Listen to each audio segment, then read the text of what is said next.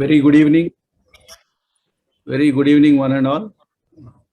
Welcome to you to what we call as the seven wonders, the last wonder, and the end of the sessions of International Master Clinician Summit 2021.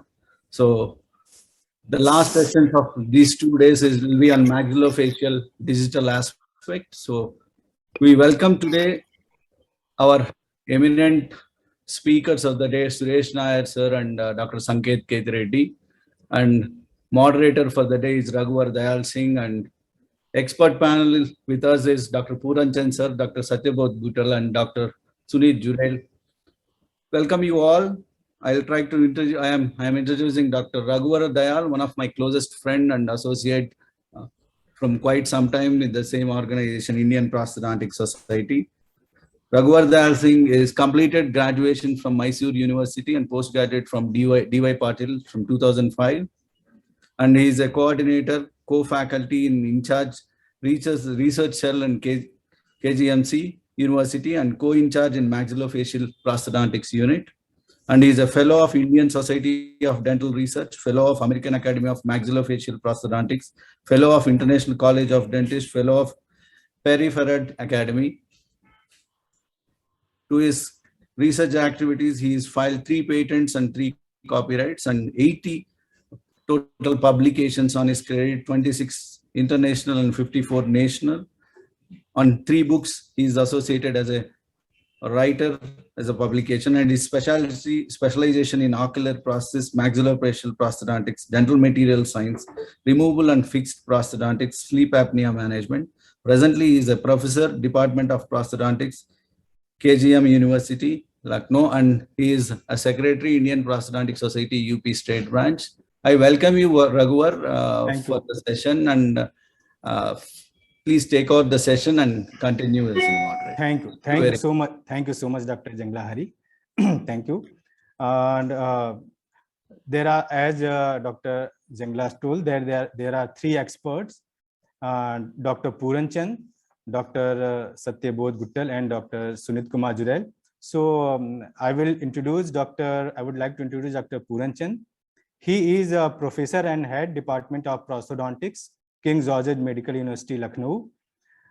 He has taken membership of 11 national and international bodies.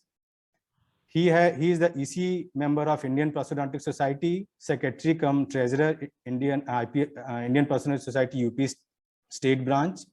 He has been the President of Indian Dental Association, Lucknow Branch. He has elected Vice President, Indian Dental Association, Lucknow Branch, and Secretary of Indian Dental Association, Gorakhpur Branch. He is an editorial and reviewer board member of more than 6 in national and international journals. He has filed 6 patents, 5 copyrights, 1 trademark. He has written 2 books, and he has more than 90 publications, both international and national publications. He is the fellow of International College of Dentists, fellow of PRA Fouchard Academy, USA, fellow of International Academy of Medical Sciences, fellow of Academy of Dentistry International, fellow of Indian Society of Dental Research. He has so many awards, and he has a Seva Bhushan Samman by Seva Bharati, and he has a Awadh Gaurav Award by India TV. He has Vigyan Ratna Samman awarded by the Council of Science and Technology, UP. He has Seva Bhushan Samman by Honorable Governor, Uttar Pradesh. He has been the best speaker of the year in dentistry in 2019 by Smile Nation. And he is also involved in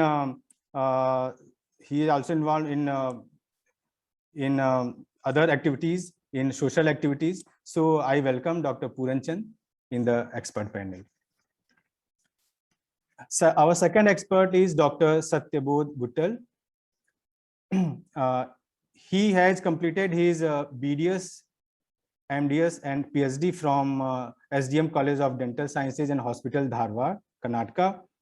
And he has a certificate course in maxillofacial prosthodontics in 2004 from Southern General Hospital, Glasgow University, Scotland, United Kingdom.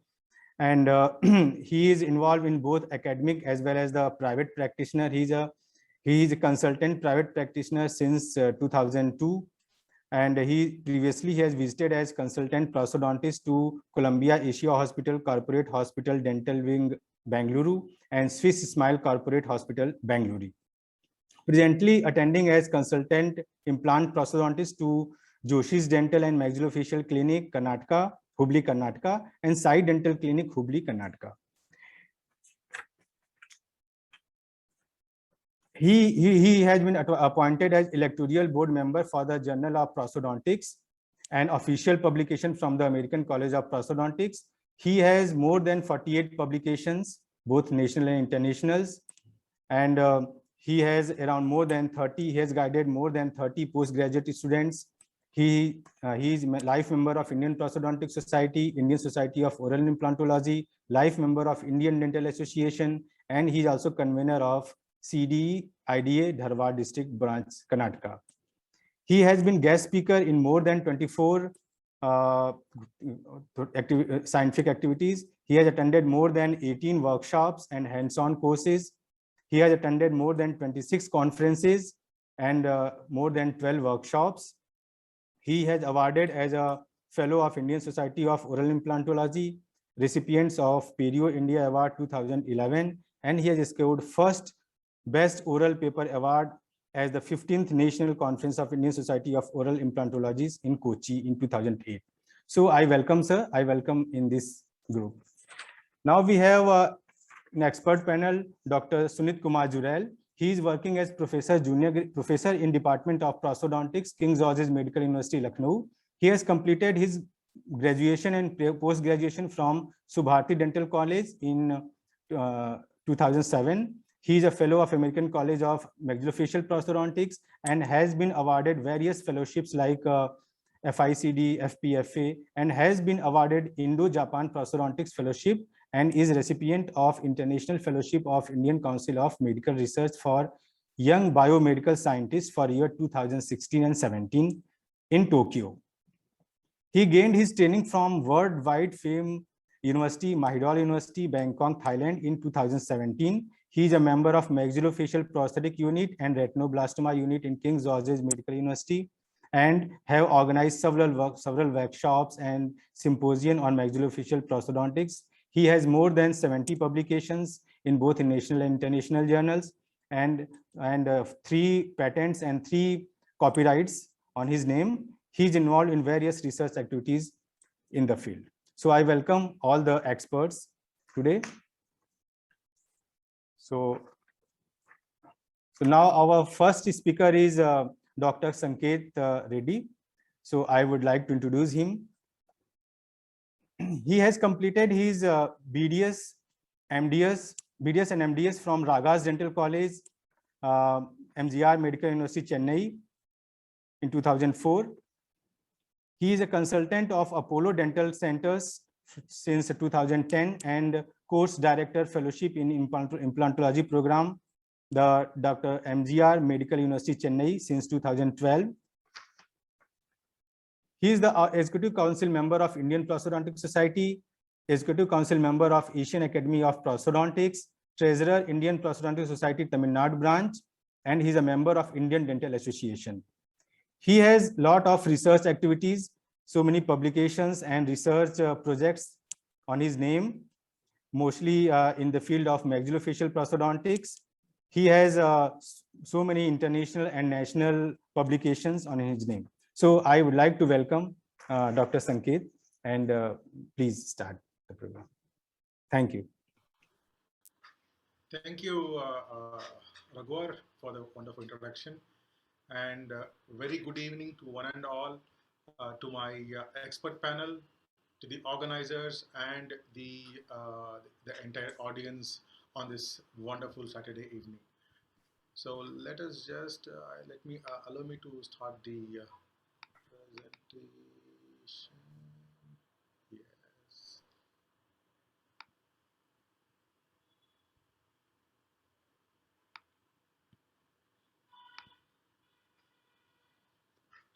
So hope you can see my screen. Okay.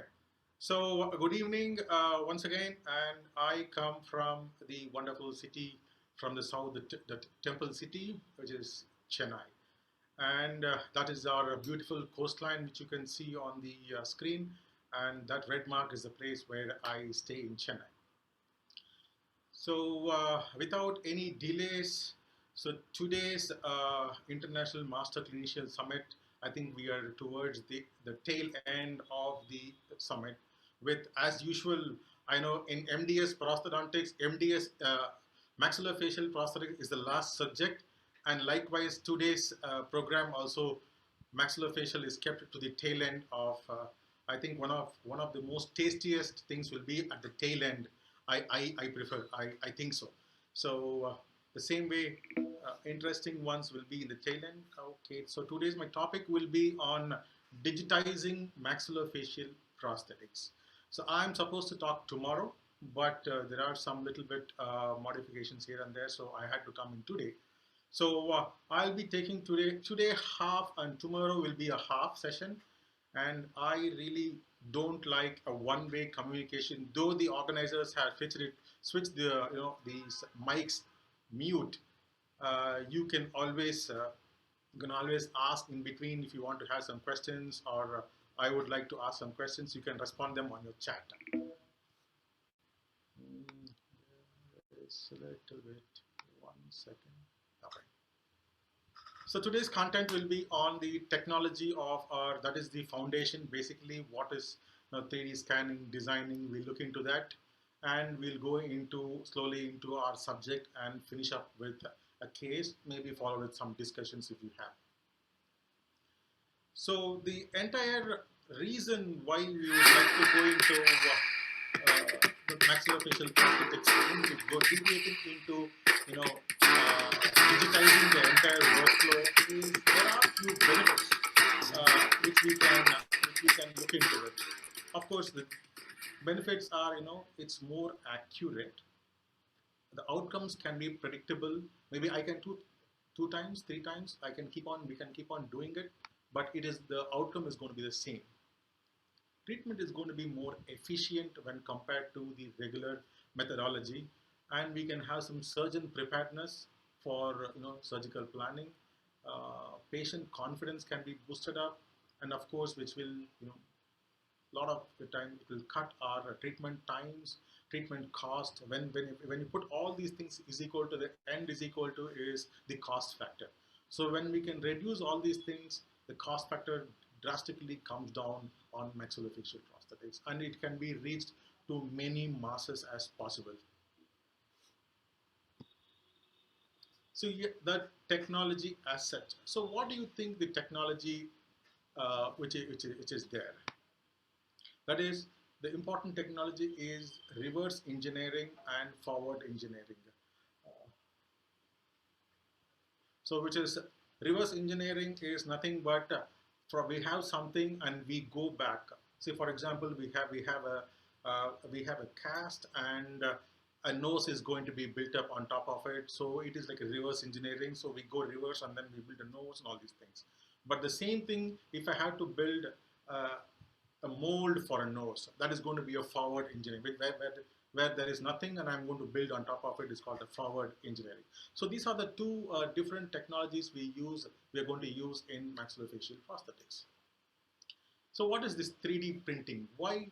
This is what the day which is going to be the most important step in our, because that is the hard copy which is going to be there in our hand. We're going to print some prosthesis, and that is going to be in our hand. So that is the main advantage. Why do we have to choose 3D printing when there are a lot of 3D manufacturing available? Because this is the only reason where we call it as a low quantity manufacturing. When you're going to do a high quantity manufacturing, this graph shows the expenses are going to be high in a 3D printing option. So therefore people would like to go for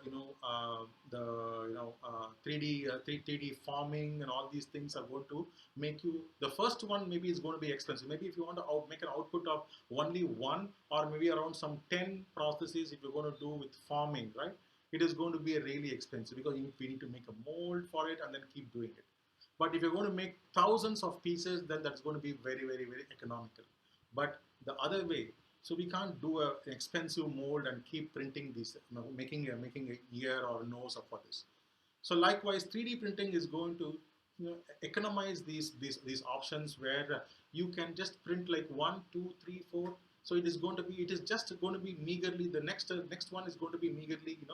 There's an incremental increase in the output cost. So therefore, 3D printing is mostly useful and advantages in low cost manufacturing. So to see the advantage of 3D printing is the cost, the speed. So you can just design and just manufacture one, or else normally we need to make a design, you need to make a mold, then it has to go a lot of post processing and everything.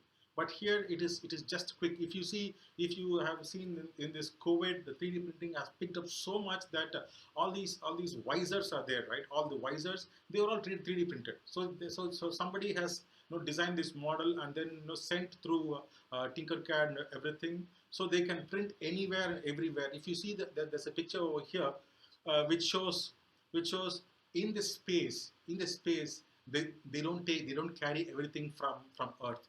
They just carry this 3D printer, and whatever they want, they just have to wire. They just have to transmit the file from the Earth base to the space station, and they print it over there, and they keep using it.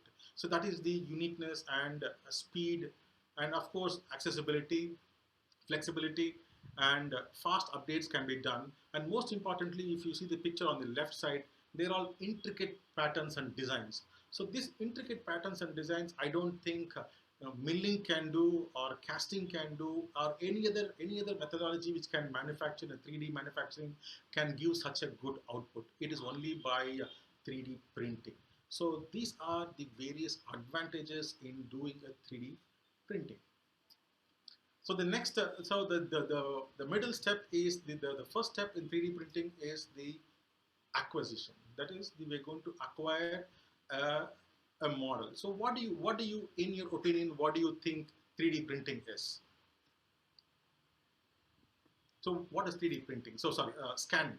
Scanning is nothing but we need to convert a real world object into a 3D digital object or a subject. So this is the wireframe or the mesh, the polygon we call it as. So the entire 3D is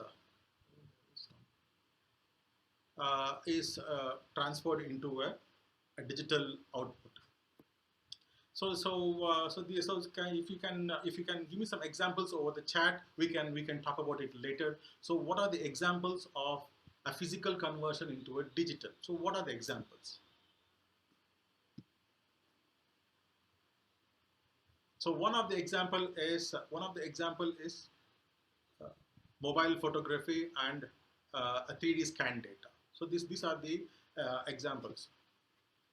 So the first option, so what happens in this 3D scanning? So this is an image we think.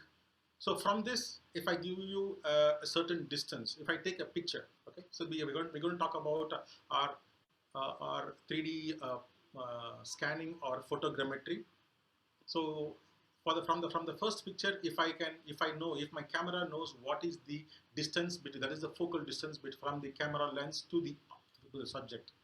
So you mean to say I can say that I can measure the distance between the two ears, okay, in a horizontal point, correct? So if I can measure the distance of 2 ears, now I can see everything from left to right.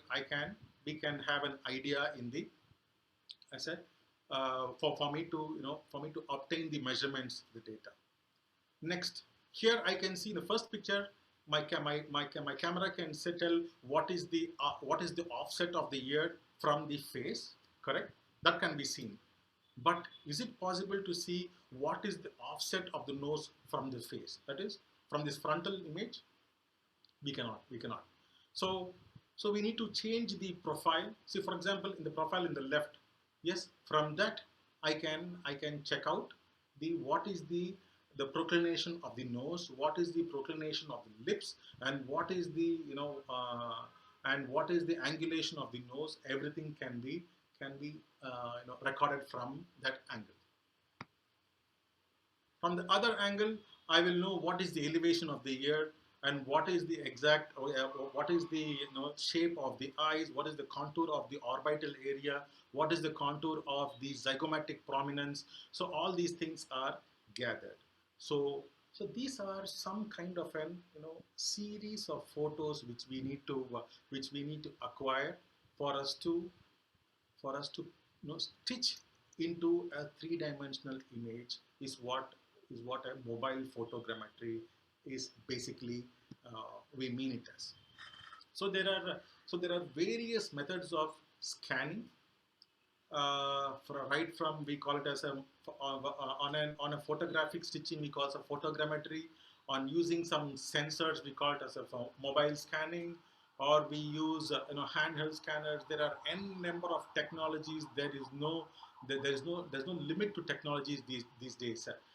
1 week back, if I search the internet, I don't see a technology. Maybe today I see a new technology, or the same technology upgrades in another 1 or 2 months. So this is how quick the technology is growing in this field of maxillofacial. I don't say this field is for maxillofacial prosthetics. It is mainly on industrial designing. We are acquiring from the designing industry or the engineering industry for us, which we can adapt into our thing, and then move ahead for the fabrication of the prosthesis. Normally, these are done for miniaturing the entire human body. So that is where it all comes from. So these are the series of photographs which are to be done in a photogrammetry.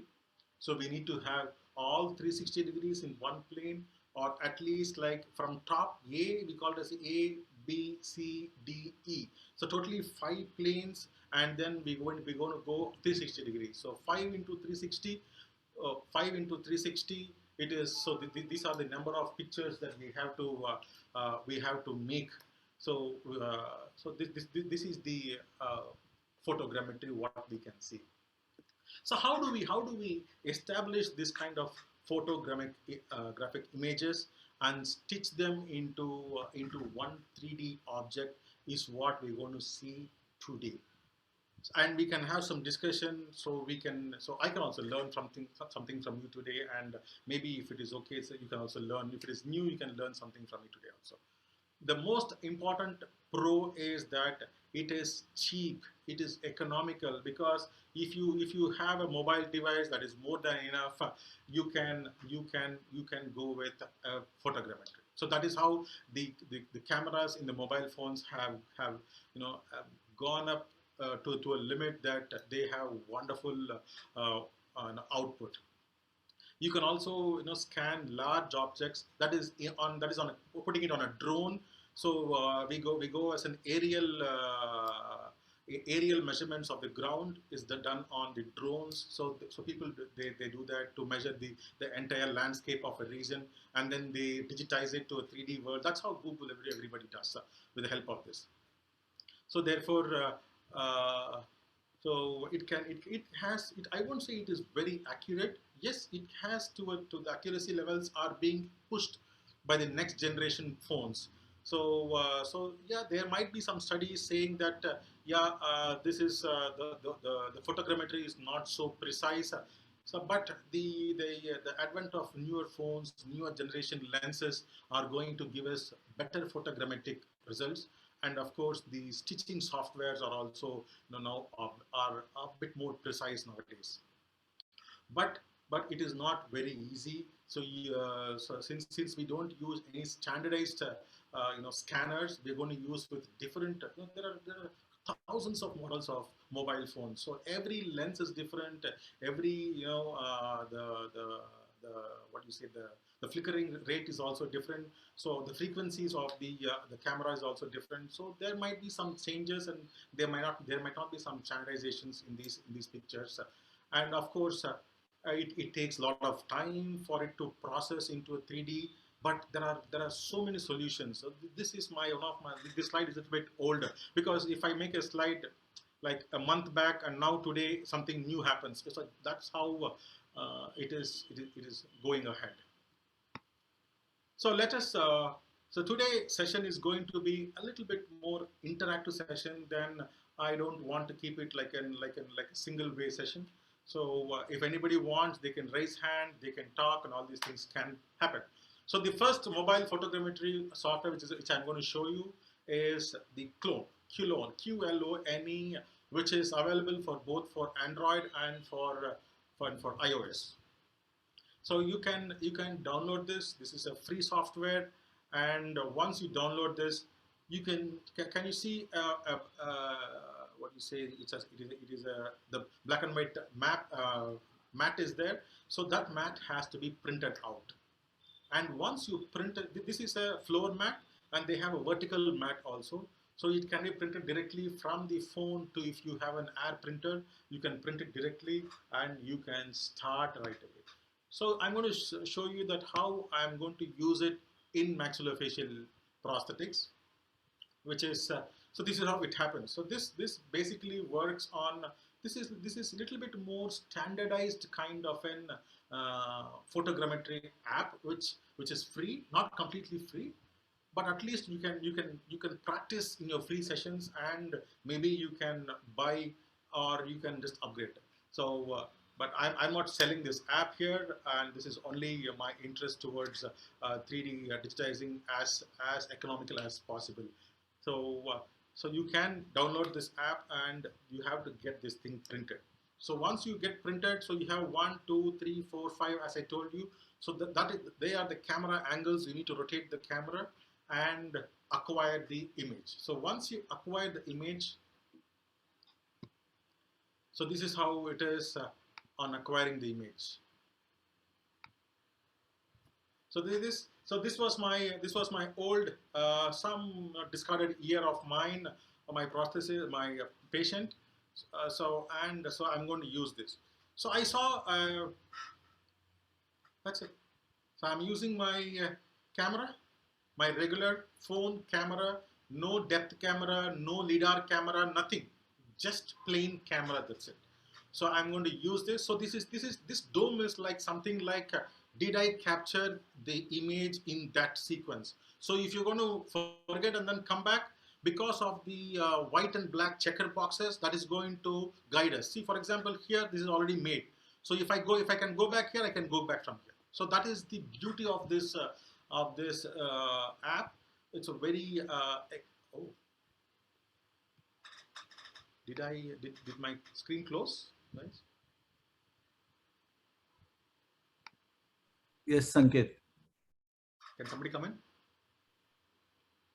Yeah, it's closed. Screen is closed.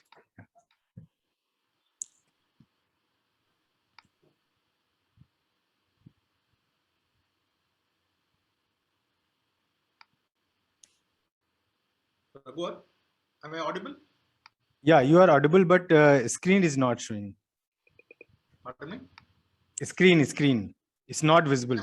Just a minute. I know something Yeah. happened here. Okay. Low on.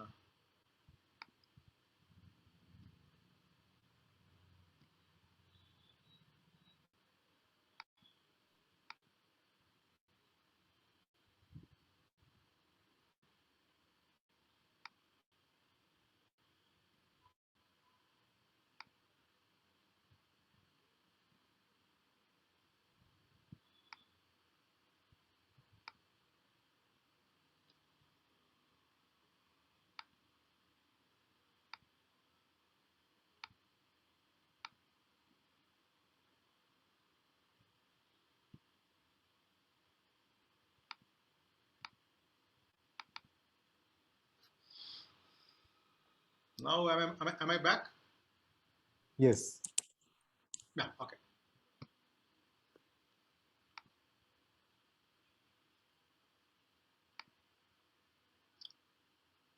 Okay. Let me just a little bit. Oh, I think the videos are.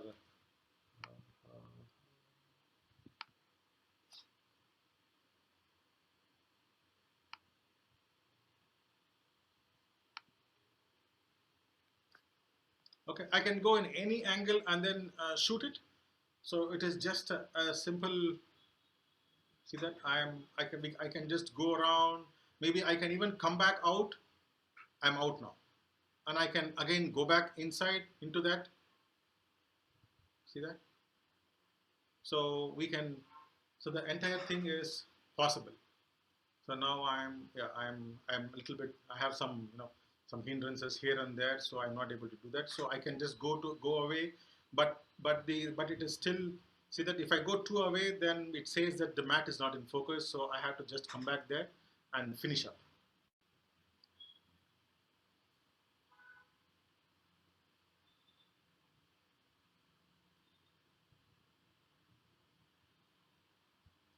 Done. I'm almost done. Because of today's, tomorrow I should be doing this, so I had some time to do insert this. So it was today I had to rush and then fit this in. So I get this image. Now this is processing. So in this, it has to process inside the your mobile device. So you need to have a little bit more fast processor inside. So there are other softwares now which are going to give us, the processing is going to happen in the cloud. So which we're going to discuss later. So this is how I get my output. So you see this? So this is my output. Is it the same? Right? So it is the exact same what we get out of it. So this is one clone, that is QLONE. So today there is going to be an assignment for all the 215 participants over here today, is to download this, and maybe you can scan some MFP ear or nose or orbit. So this is a wonderful technology for a simply to start with an ear prosthesis. See, for example, we get a patient with one unilateral ear miss. So what is the best thing to do to save your time is that take the impression of the existing ear, pour a cast, and print this mat, keep it on the mat and scan it.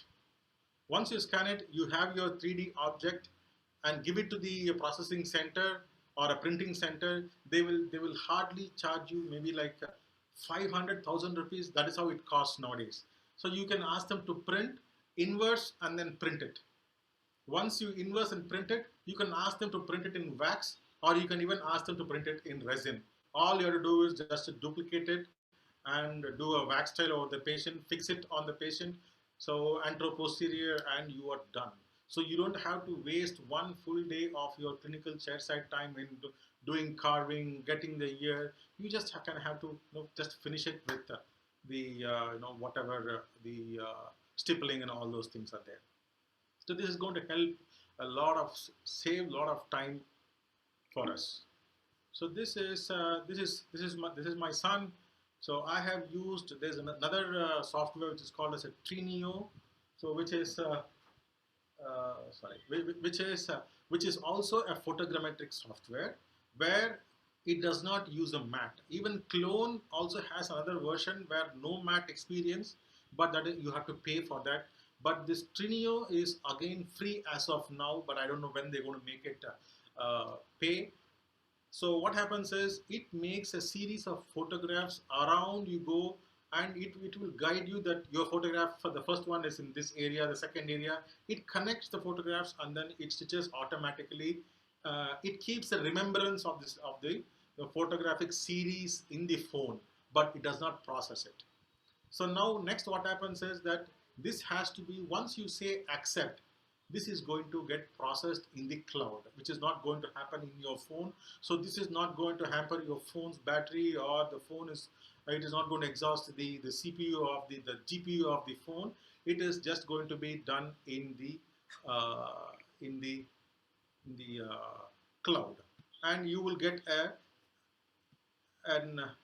pretty much like this. So this is the outcome. This is the output of this clone. There are so many available. Scandi is there, Haggis is there, 3D scanner, Bellas 3D. Now, these are all different apps. You can go and check with it. But by using these, I found Trinio is one of the most easiest to do, and also clone if it is a smaller objects. So for the clone, you can do one more thing is that if you think the object is so big. For example, if I have to scan the entire head, so what do we do? So the best thing is that you just have to print it in a bigger paper. Just take the PDF. It comes in a PDF file. So take the PDF file, go to the local printing station, and print the mat whichever size you want. And you can just have to put it at the neck, just like a drape or a stand, or you can print it on a soft foam board and keep it, and you can start scanning it. So this. Then you can have the entire head scanned with 3D mapping. So that is also going to be easy. So this is on the photogrammetric series where it is using the mobile phone.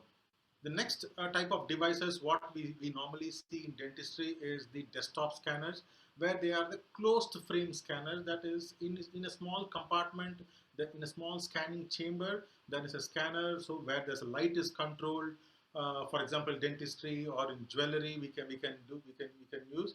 But these are one of the highest resolution scanners, and the high degree of precision and accuracy can be derived from these kind of scanners. This is the ISO standards where they're going to check this. This can be used as a control also. So that is the quality of these scanners which are being used. So the next one is the desktop scanners, where open frame scanners is the second one. The first one is a closed frame. That is the open frame, where here it has to be mounted on a on a tripod. It has some kind of an emitter and camera kind of an setup has to be there, and it requires a constant room light, not too bright, not too dark. So all these things are variables where you need to standardize when this kind of scanners are being used. But this can be used for large format scanning than in a small closed frame scanners. Coming on to this is the most commonly used scanners for facial scanning, which is the handheld scanners. So handheld scanners, the handheld scanning devices, the first is for photogrammetry, which we have already seen, and the next one will be the structured light scanners. Third one will be the laser scanners, and the fourth are the regular cone beam CT. So they are also kind of a scanning device where the internal organs can be, say, MRIs, CTs, cone beam CTs can be used for scanning a model.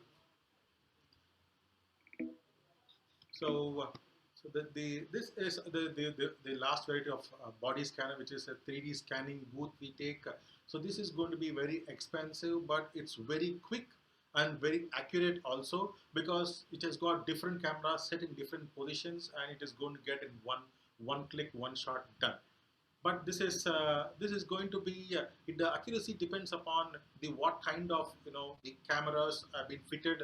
If it is going to be a regular what you say structured light cameras are there, then you need to, the accuracy is not so good. But there are other areas where this is an architect kind of a thing, where it has got a laser, a structured light. It has got a hybrid kind of an scanner where the accuracy is more. So this is also used for making small miniature stuff. So when we call it as a projected or a structured light scanning, so this is what it is. There is a structure, a specific structure of light has been projected onto the subject. Then it has been acquired with either one camera or two cameras, depending upon what is the company's mode of usage. So it is good for commercial purposes. It can have a large format scanning. It can have a faster scanning, and because of being a structured natural light, it is eye safe. The eye safety is on for humans and animals is better. But they are little expensive than the regular photogrammetry versions. These cameras are little expensive. Yes, very large objects they cannot scan. Maybe a body or a full body, in that is the size, the volume it can scan better. Coming on to the laser scanning, yes, it is very versatile technology. It can be fixed onto robots. It can put on vehicles to scan the environment, because it is just a beam of laser being passed, and the camera is being acquiring from the other end. So you don't, it is very quick. You don't have to wait for the light to hit and then come back. So there are multiple laser points are there. It will just hit and then it is going to capture on that. So therefore, with very few points also we can get a better, higher accuracy because of the laser projection over there. And there is also another inclusion into this being a laser. So time of flight is also being measured. That is the time from the laser source to hit the subject, and then the camera to measure. So this is a what do you call it as it's a triangulation or a trigonometrical evaluation of these 3 points is what the main ideology of this kind of a laser scanning is being built. But it is going to be very expensive. It is very expensive than the regular structured light. Maybe structured light we can get it for maybe less than 10 lakhs or what. So this is all going to be more than 20 lakh kind of an equipment, but the precision is going to be very high. So Hari, do we continue or? Sir already joined. We can. He's come, huh? Yeah, I have seen him. Hi, sir. Suresh, sir. Hi, How are you, sir? All good. I'm good. I'm good. Thank you, sir. So good evening, sir. Good evening. Good evening. I was listening intently to your presentation. Well done. Thoroughly researched presentation on the technology that we are using now. Well done on that. Thank you, sir. So now it's yours. I was just filling the gap here. So I was tomorrow actually. Oh, okay. All right. Okay. No, thanks for that. I wasn't aware of the time scales right now. So yeah, I'm good to go. If I kind of felt bad kind of interrupting you. This was quite a masterclass by you. Raghuvar, can you introduce sir? So Yeah. Sir can... Yeah. Welcome, sir. I am Dr. Raghuvar Dayal Singh, professor in King George Medical University, Lucknow. So I would like to introduce you to our audience. So it's my great pleasure to introduce Dr. Suresh Nayar, and he is Director of Clinics IRSM, Edmonton, Canada. He has graduated from Government Dental College in Calicut in Kerala, India in 1993. After completion of postgraduate degree in prosthodontics from Manipal University, India, he worked as a prosthodontist in Middle East before embarking on further specialist clinical training in United Kingdom, where he was awarded specialty membership from Royal College of Surgeons of Edinburgh and Royal College of Physicians and Surgeons of Glasgow. He subsequently was awarded a fellowship of the Royal College of Surgeons of England. During his specialist clinical training, he also embarked on the Research Master of Philosophy MPhil degree that was awarded in 2012. He was a consultant in restorative dentistry and oral rehabilitation and an honorary senior clinical lecturer, honorable consultant in UK since 2009. He moved to Canada in 2013. He currently chairs the website and social media committee on the board of the American Academy of Maxillofacial Prosthodontics. He is the honorable web editor of European Prosthodontic Association since 2008. He has been the honorable secretary of the British Society of Prosthodontics from 2009 to 2012 and currently serves as the international representative. He was an examiner for the dental membership exam, MJDF, of the Royal College of Surgeons of England and for the overseas registration examination conducted by the General Dental Council of the United Kingdom from 2007 to 2013. He was also the regional advisor in restorative dentistry for Royal College of Surgeons of England from 2010 to 2013. His current research interest includes patient-reported outcome measure and improving quality of life in head and neck cancer patients, use of digital technologies and additive manufacturing in advanced jaw reconstruction and maxillofacial prosthodontics, development of a virtual reality planning and educational software, among others. He chairs the oral and dental care clinical guidance review team for the provincial head and neck tumor team in Alberta. Welcome, sir. We welcome you. Thank you so much, Dr. Raghuvar. And I know first it of all, can get- sir, congratulations for President for British Society of Prosthodontics on behalf of Indian Prosthodontics Society. Even though we shared anything, it's a proud, sir, proud from Indian Prosthodontic Society, you're being to that position. Thank you, sir. It's a great honor for us. Congratulations. Congratulations. Thank you. Thank you. It is an honor indeed to be asked to be the president of the British Society, and I think it's an honor for all of us at the IPS as well. I remember my joining IPS way back in 1995. I was doing my MDS under Dr. Bhargava, and when you're with Dr. Bhargava, whatever he tells you, you just do it. So he asked us to become members of IPS. So I was going to become an honorary member. He said, no, think about becoming a life member. So when he says think about, that means do it. So we did it. We all became life members. So I've been a life member since '95, but it's been a journey from then on till now. And when I say it's a journey, it's not only geographically, but literally as well, all the way from India to the Middle East to UK and now to Canada as well. And I've got to thank my Indian training and my Indian heritage for that. So that's why I always feel like coming back home when I'm presenting to you and the IPs as well. So thank you once again, Dr. Hari, for inviting me for this prestigious this summit that you have prepared. I do know that I must thank Dr. Sanketh as well, because he was the one who invited me to the first MFP conclave as well. I think that was last year. And thank you, Dr. Raghuvar. I know it's always sometimes when you listen to your own CV, you think, my God, when is this going to stop? It is pretty long. I probably should look at shortening that at some point.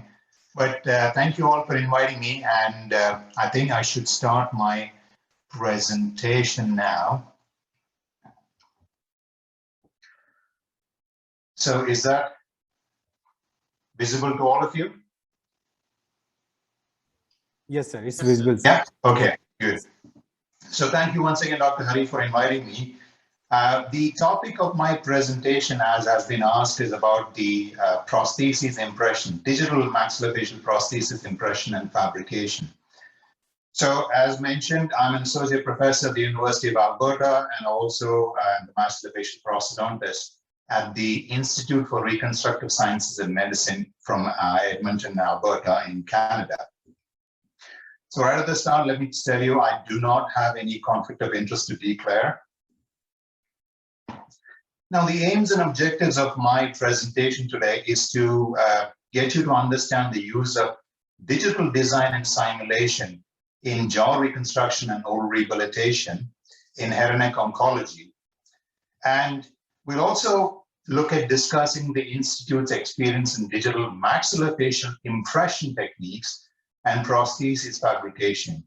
So I think Sanketh has done a tremendous job as kind of showing what technologies are out there for use within dentistry as well. And I probably will be showing you some of them which we use within the Institute. Now, I'm not saying I'm a master at all of them, but some of them we have mastered, some of them we're still novices, and we're still trying to figure out how to do it, specifically in the maxillofacial field. I know in the dental side, we are pretty much screwed up on the different digital techniques and instruments as well. But within the maxillofacial field, we seem to be challenged. So briefly, let me tell you about IRSM. Now, IRSM is a clinic, but we spend a lot of time on research as well, which then translate into clinics as well. So right from benchtop to clinics, that's what we do research on. So most of the time that we are doing research, it has to have a clinical background to it so that we can then go to the patients and use those results of the research that we're doing. Now, the concept of IRSM was started way back in 1993. In fact, 2 years ago, we celebrated our 25th anniversary. At that time, it was called COMPRO. And then in 2008, we rebranded ourselves as IRSM. Now, IRSM has three partners. We partner with the University of Alberta, which is our academic institution, and we also partner with Alberta Health Services and Covenant Health, which is our clinical arm. So I'm going to take you through the rise of digital technologies, both in head and neck oncology reconstruction and in maxillofacial rehabilitation as well. And one thing I want to tell you, all that I'm going to show you today is not something which only I have done. I can only achieve what I'm showing you if I have a team. And I will show you our team members as well. It is only with their collaboration that I can do what I'm doing right now. So I want to touch upon this paradigm shift. I have mentioned this before as well. Now, the paradigm shift is a concept provided by the philosopher Thomas Kuhn, and it refers to a fundamental change in the basic concept and experimental practices of a scientific discipline. So this concept was made famous by the philosopher Kuhn, and he used the duck-rabbit illusion made famous by Wittgenstein to demonstrate the way in which a paradigm shift could cause one to see the same information in an entirely different way. So this is important, and you will see why in some time when I'm explaining to you how we've been able to change our workflow to get a better patient outcome. So just like most of you on this call, I also trained in the Classical School of Maxillofacial Prosthodontists, and obturators formed the workhorse of maxillary rehabilitation during my training. And I believe it still is in most parts of the world. So even though I'm doing a lot of digital technology, I always tell my trainees and visitors to my unit that in spite of all of that, in spite of the fact that we use surgical design and digital design and simulation to rehabilitate patients, one must never forget the path that one has traveled. So I want to start off with this story of a patient who, so I mentioned before that the importance of a multidisciplinary approach.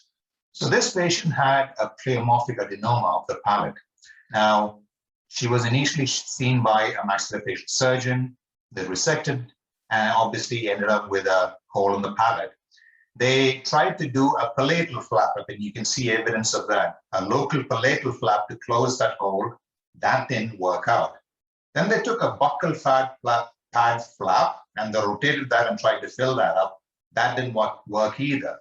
So every time they're having a new flap on, the size of the defect kind of keeps increasing. The third flap that they tried was a tongue flap.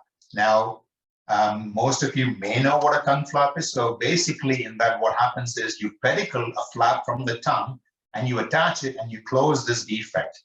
But the problem is because it is pedicled, you have to wire your mouth shut with intermaxillary fixation. And that's what happened with this patient as well.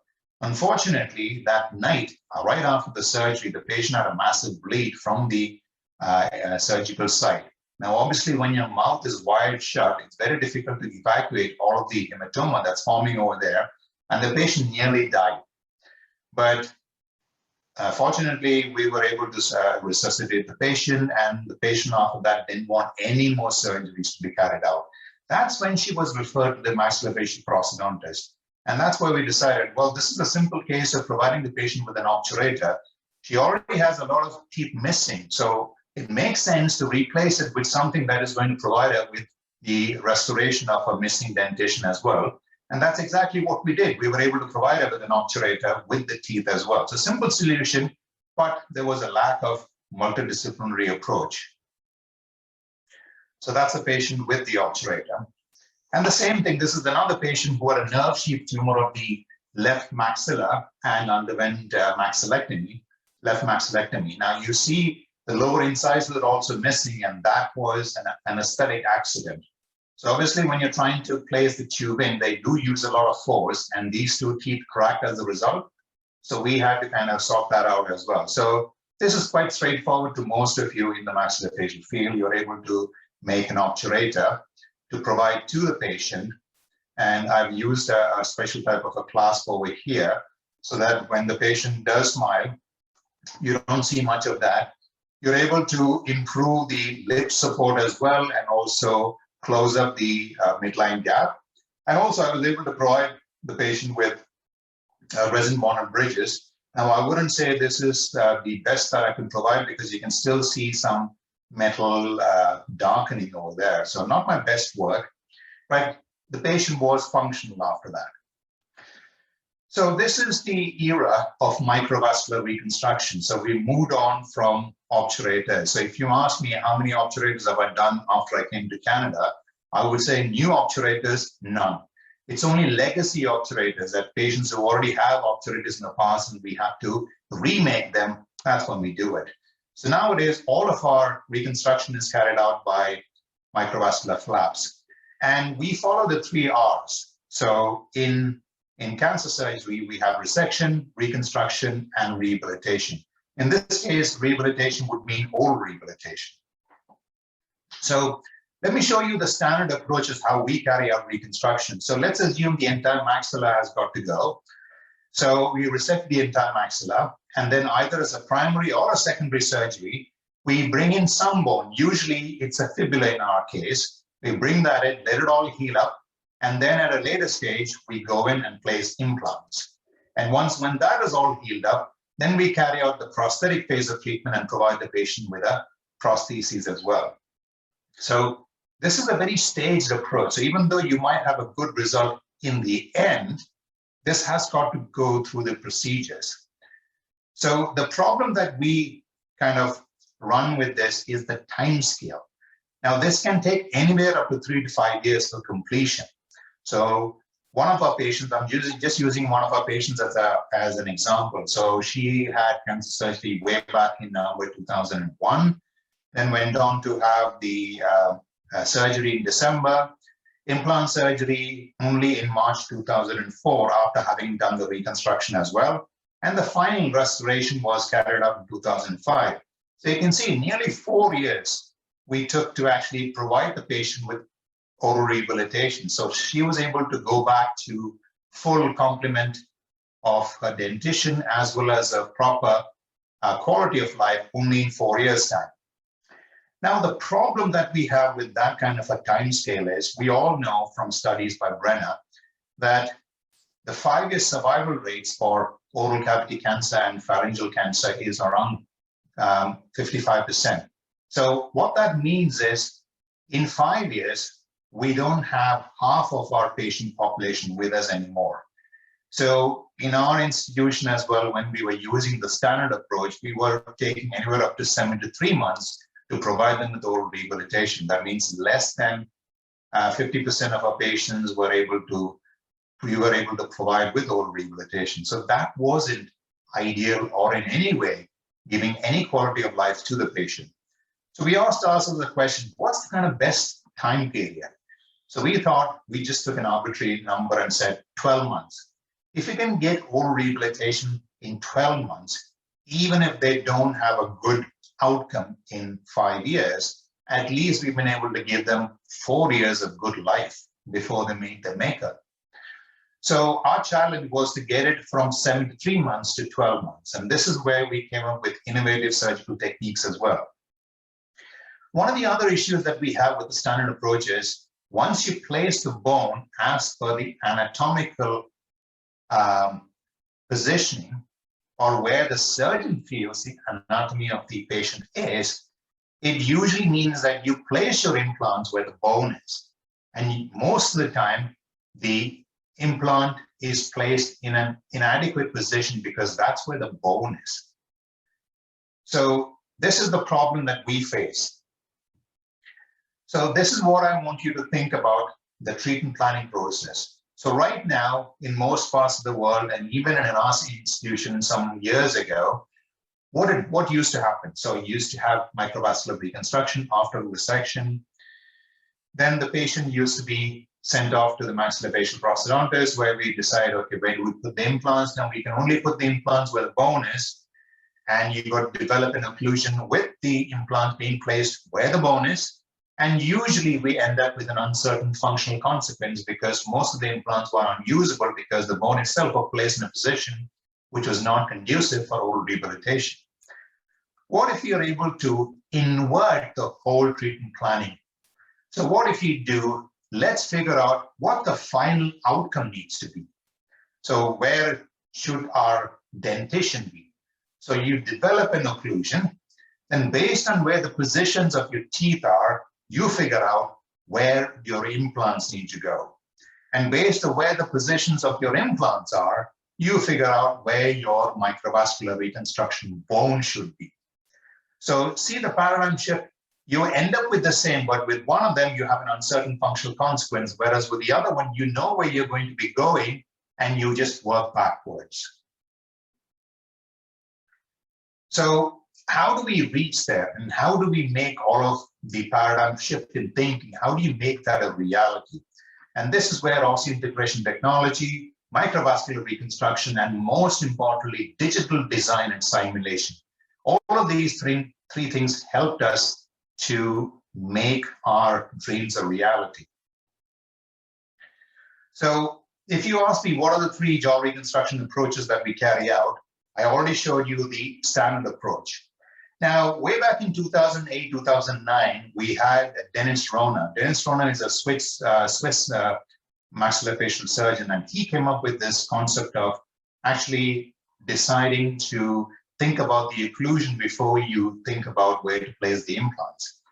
Now, Rona was, and I believe still is, carrying out the procedures in an analog way. So we modified that using digital technologies, and that's why we call it as a modified Rona. But with the Rona technique, you normally use it in a benign condition. So where you have amyloblastoma or a large cyst or something like that, you can use it because the technique over there is different. But most of the cases that we deal with is mostly with cancer. So you can't have that waiting period as in the modified Rona. So we made our own, which is called the Alberta reconstructive technique. So I'm going to talk to you mostly about that in a minute. But before that, let me tell you about my team. So the head and neck patient, oncology patient, requires a multitude of disciplines to come together in their management, starting from maxillofacial prosthodontists, head and neck surgeons, dietitian, dental hygienists, lab techs, surgical design simulationists, and all of these other people as well, including anaplastologists. So this is my team of prosthodontic, MaxPax prosthodontic team, me and my colleague, Dr. Oswald.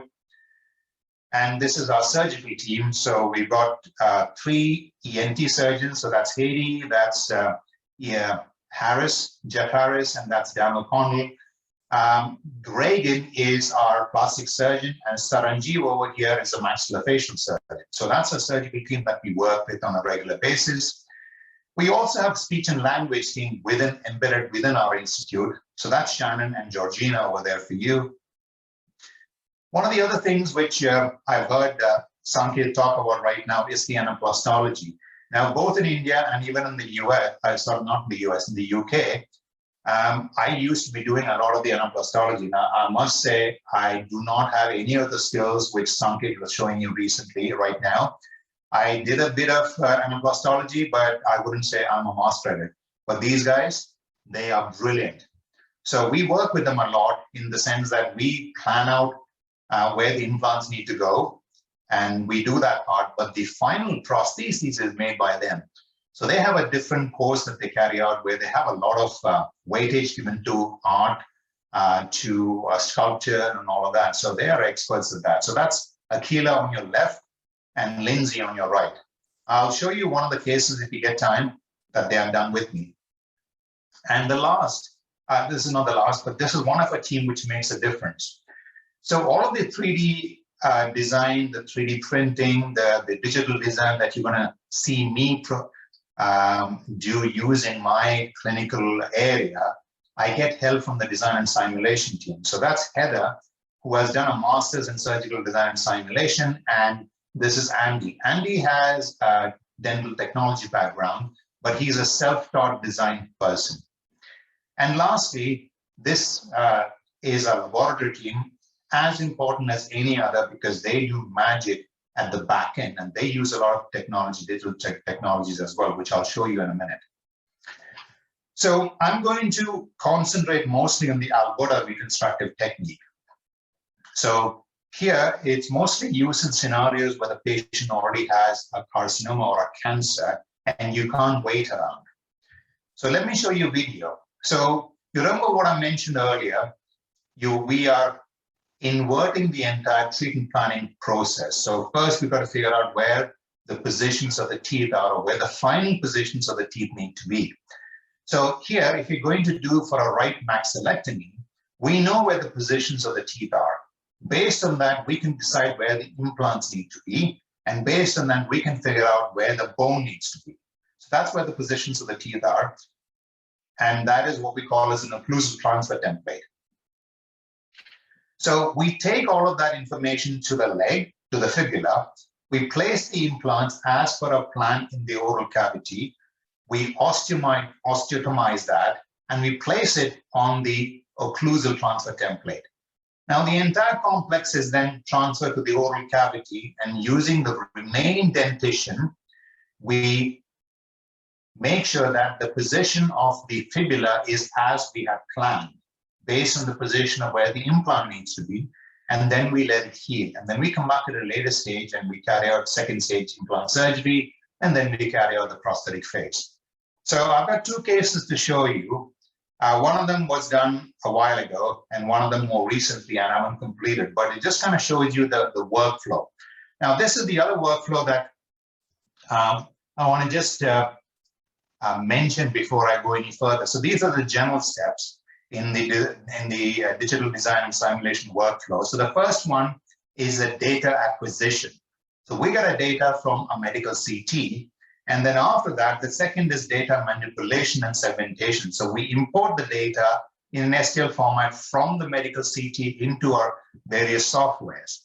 Now, the software that we use for the segmentation is called Mimics Medical.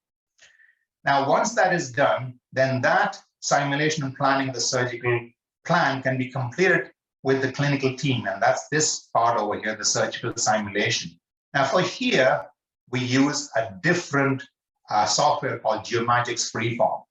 And this is the time when the surgeon, the prosthodontist, and the surgical simulationists, we all come together and we carry out the planning. And once the planning is done, then the next step is the surgical design of the surgical guides and the models as well. And this is carried out by the surgical simulationists. Once this is completed, then they are ready to be sent off to the printer. And this is where it goes to another software called Magix. Geomagix, this is not a Geomagix, this is the Magix software program. And then it is sent to the 3D printer, and then you get it all 3D printed. And then once the prosthodontist has finalized the accuracy of the models, it is when it goes for sterilization, and then you finally use it for your surgical application. So I'm just going to take you through a patient who had a mandibular carcinoma. So this patient was diagnosed with a moderately differentiated invasive squamous cell carcinoma with clinical mandibular involvement. So the patient 2015. So the reason why I put in further shift in thinking is, you remember we talked about the paradigm shift. So the paradigm shift was just about inverting the thinking as far as the reconstruction and rehabilitation is concerned. We were doing the art process mostly for dentate patients. So when I joined, I said, well, even if you do for a dentate patients, or if you don't, at least they have some remaining dentition to function on. So even if you do the standard procedure for them, where it takes 2 to 5 years, at least they have some dentition to work on. But what about the edentulous patients? You're actually changing their entire anatomy of one of their jaws with the reconstruction that they can't even wear a normal denture.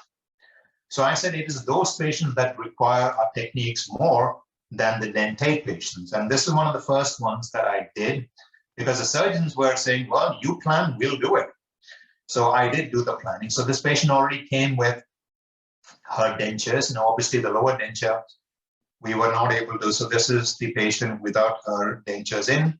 And there you can see the invasive squamous cell carcinoma, which is affecting the mandible as well. Obviously, she was not able to wear her lower denture, so I had to modify that, to place it back and use that as a radiographic template for a CT scan.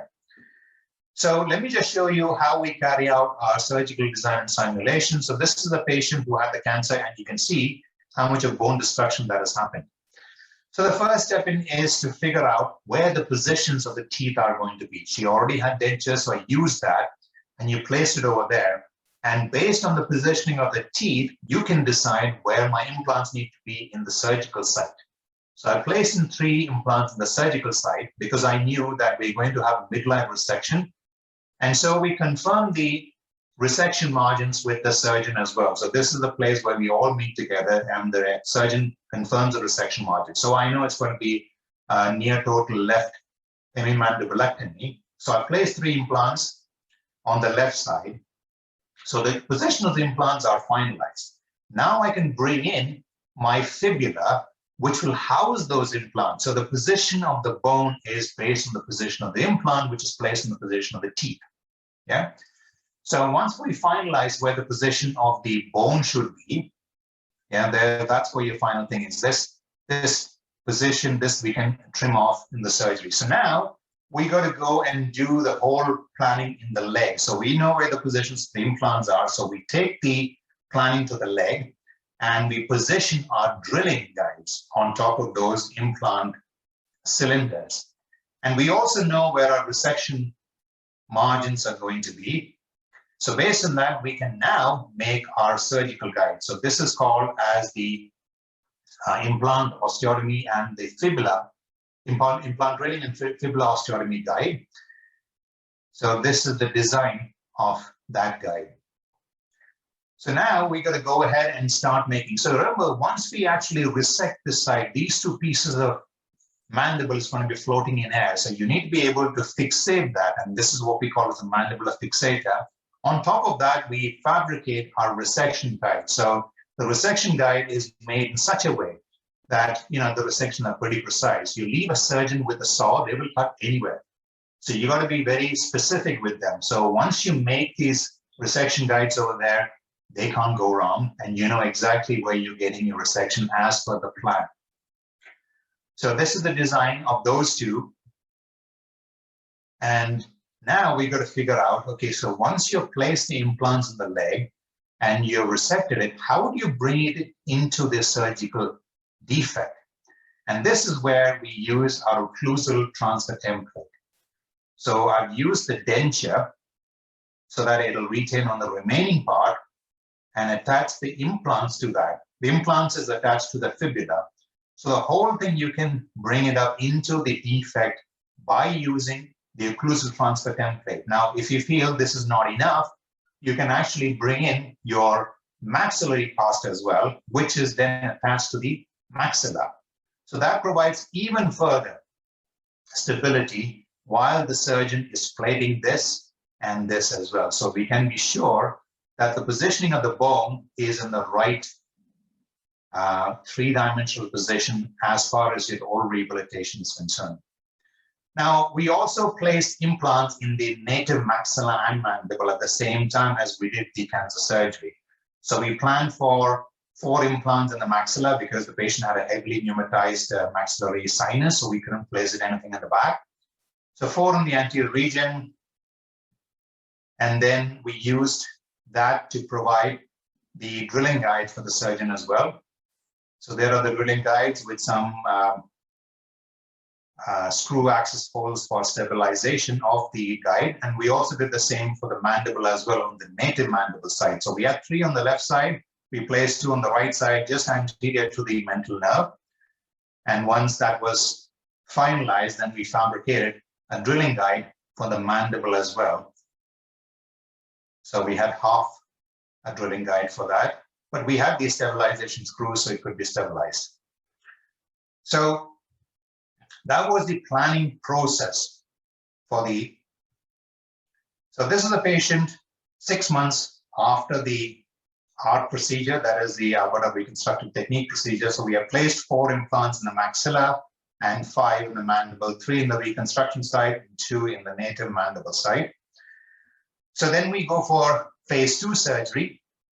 We always use a surgical stent, especially in the mandible and especially in the area where it's the reconstruction, because there's a lot of tissue over there then, and we have found the parts that if you don't have anything like that, the tissues tend to creep up and close up by the time they come for start of their prosthetic phase of the treatment.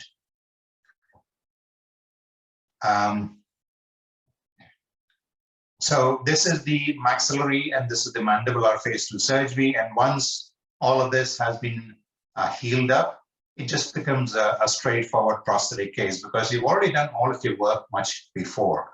After this, you just carry on as normal in any prosthodontic kind of manner. So for most of our fabrication of trays and teeth trying and all that, we actually have gone away from the traditional lab facilities and gone into the digital design. So the laboratory team actually makes these for me. So this is a special tray for the maxillary arch to take an impression of the maxillary arch. So I've provided them with a initial impression, a primary impression, and they scan that in. And off that scan, they're able to fabricate an open tray for taking my impressions. So they can design that digitally and then print it. So we got multitudes of 3D printers within our institute, and this I think was printed in one of them. Right now we're using a Form 2s and 3s, but this probably, we didn't have a Form 2 at that time. This probably must have been done on one of our Dimensions of Fortis 3D printers. So this is our secondary impressions made on digitally designed and 3D printed impression trays.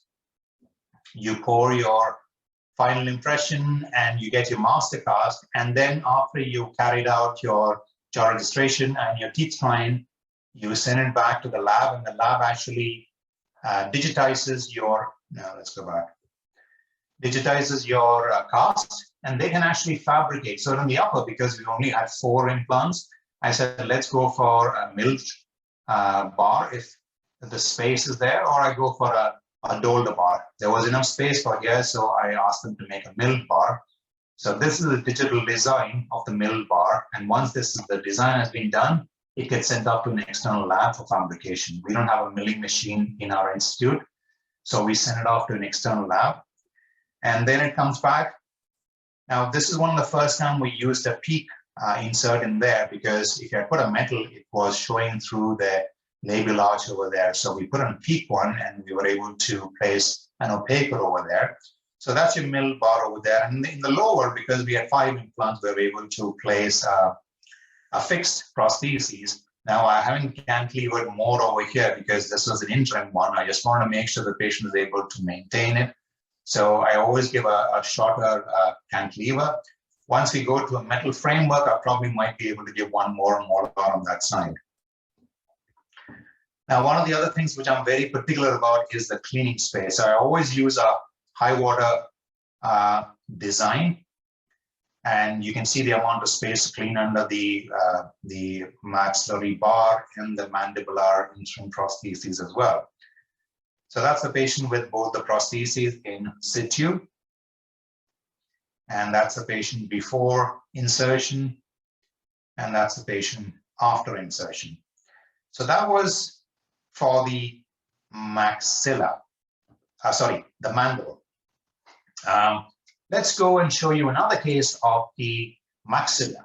Now, this patient was quite unique in the sense that when she attended us, she already had some surgery carried out in the maxilla where she lost 3 of her left anterior teeth because of an enucleation. Now, the patient mentioned that she still felt there was something left behind and there was some recurrence. And then another biopsy was carried out in 2019 where they found a moderately differentiated squamous cell carcinoma of the anterior maxilla.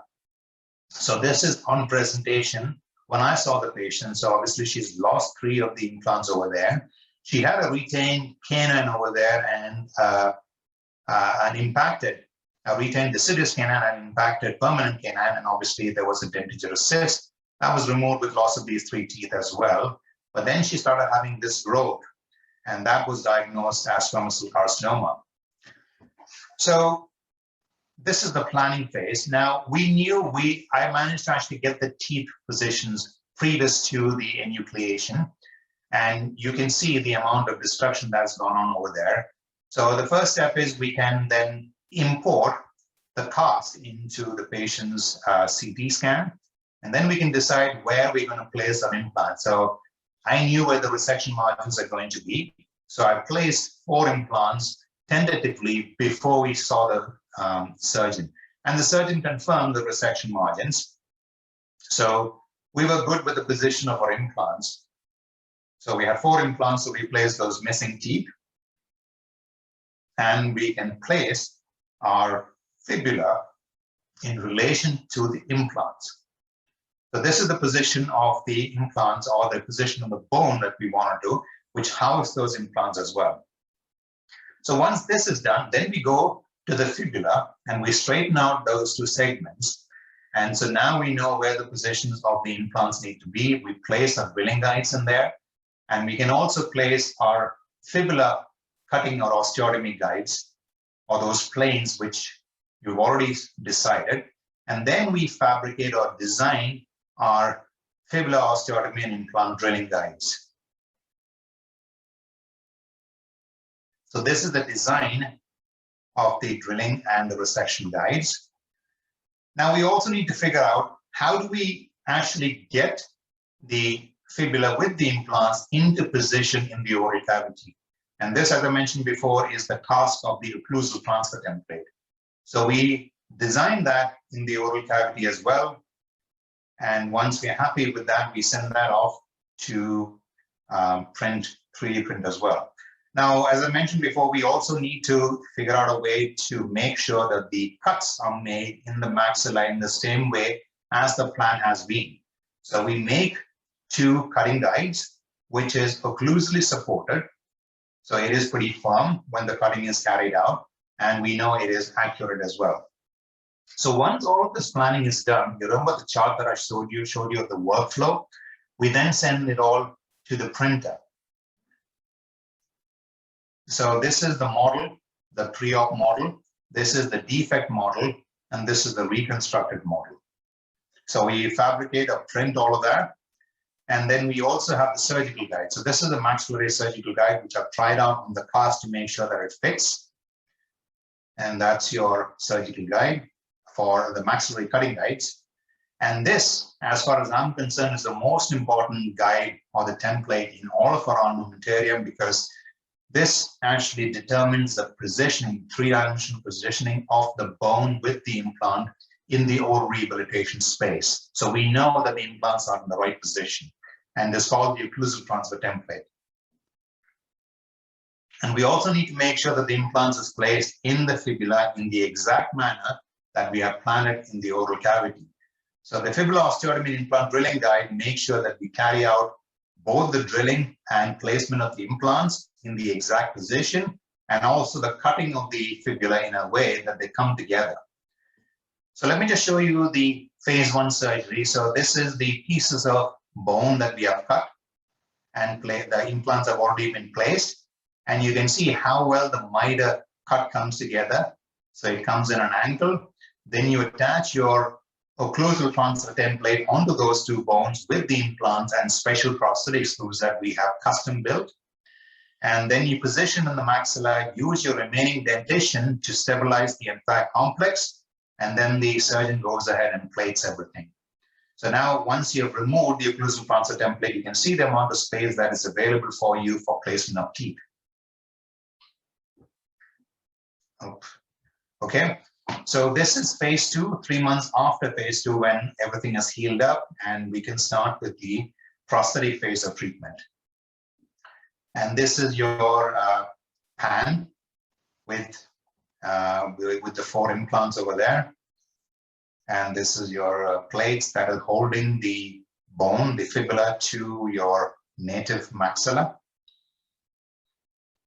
Now, I didn't see what Sanketh was showing before. I only joined it midway. But one of the problems that we are having with our digital intraoral scan with maxillofacial cases where we have placed a flap is that it is failing to actually capture it.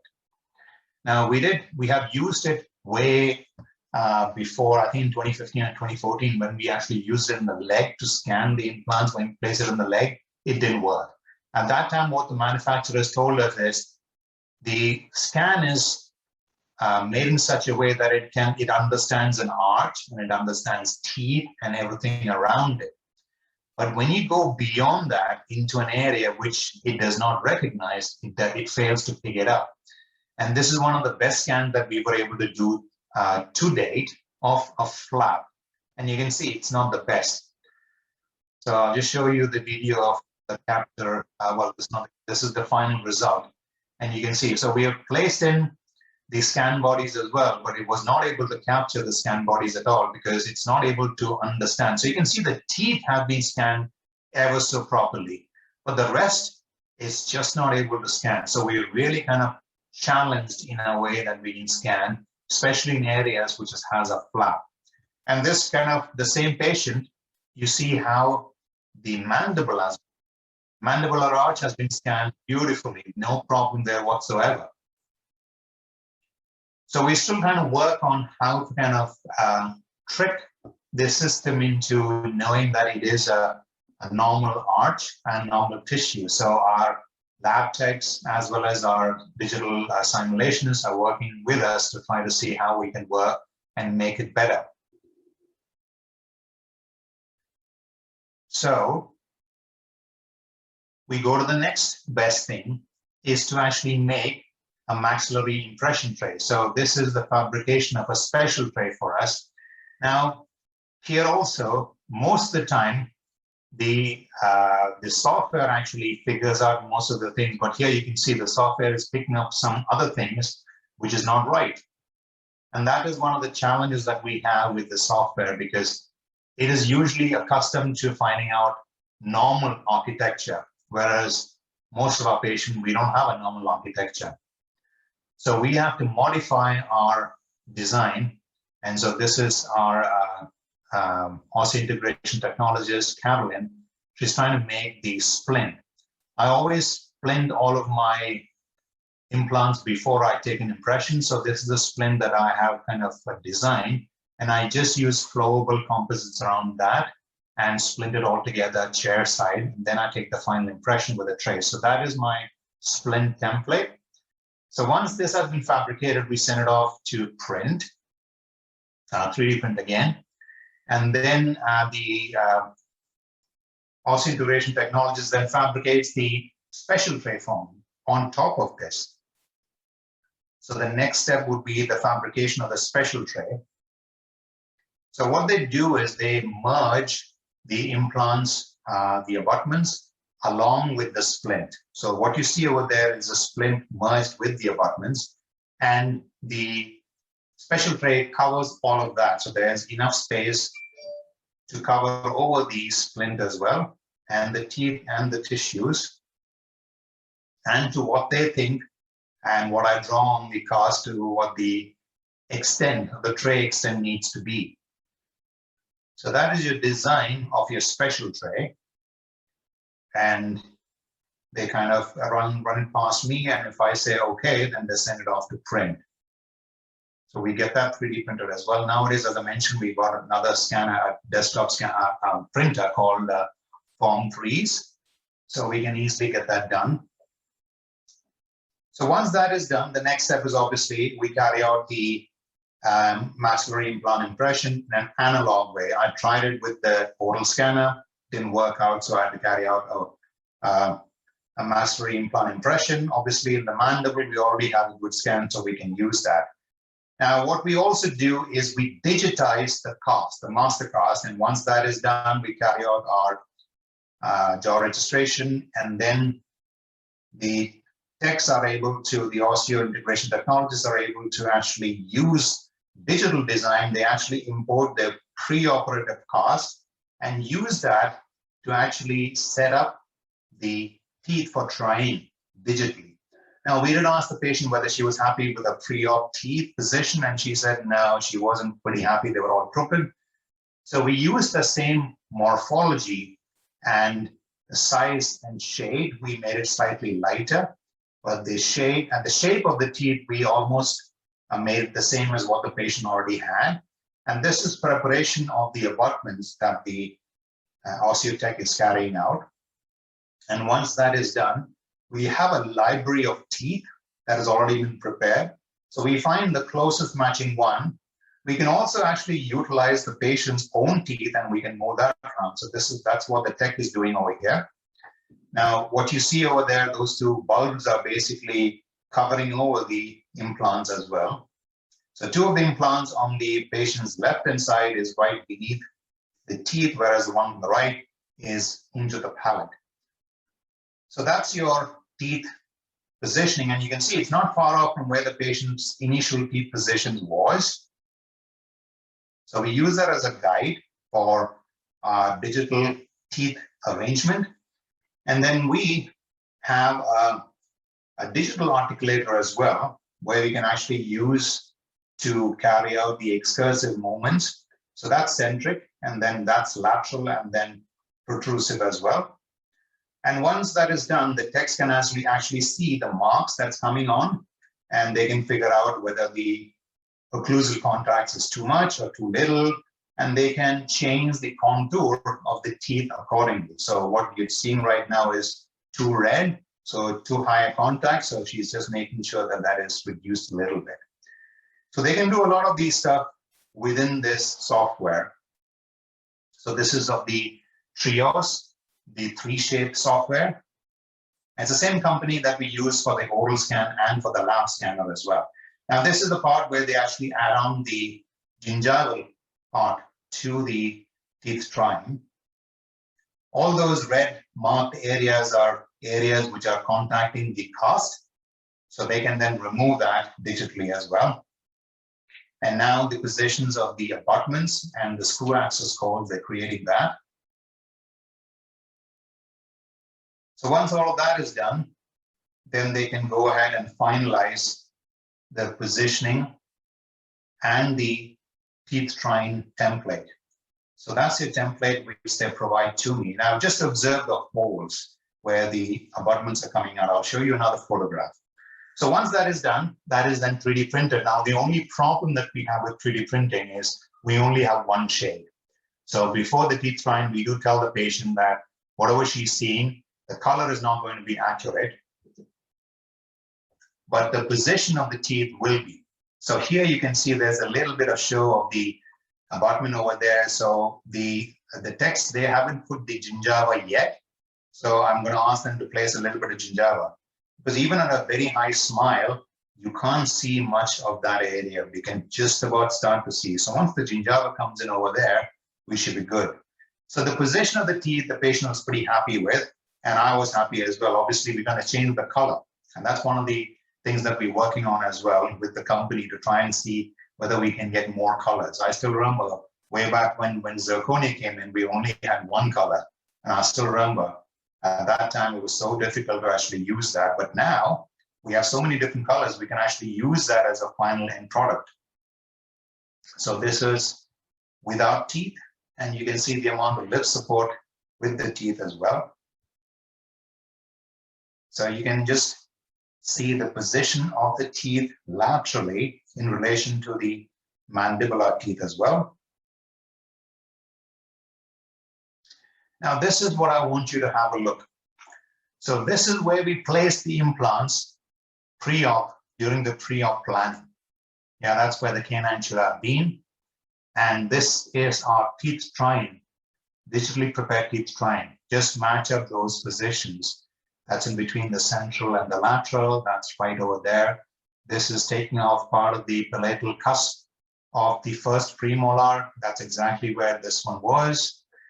And this is where the canine was. It's right through the canine. And this is where right through the second premolar. This is right through the second premolar.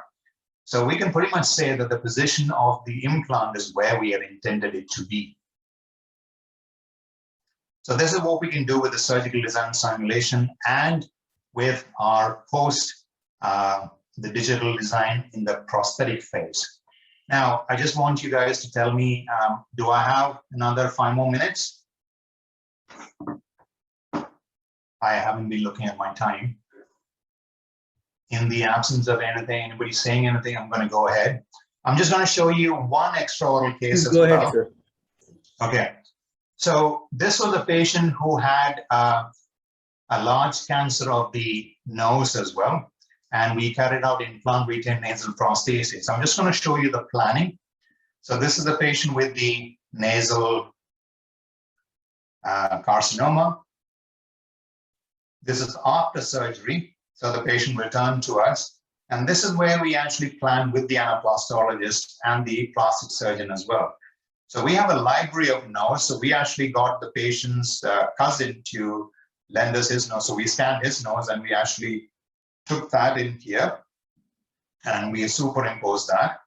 And now we can start deciding on where we're going to place the implants to retain that. So you can just about see those two implants in the maxilla.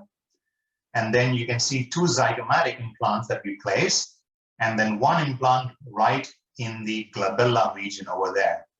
So those are the 5 implants that we planned for, 2 in the zygomatic, 2 in the maxilla, and 1 in the glabella.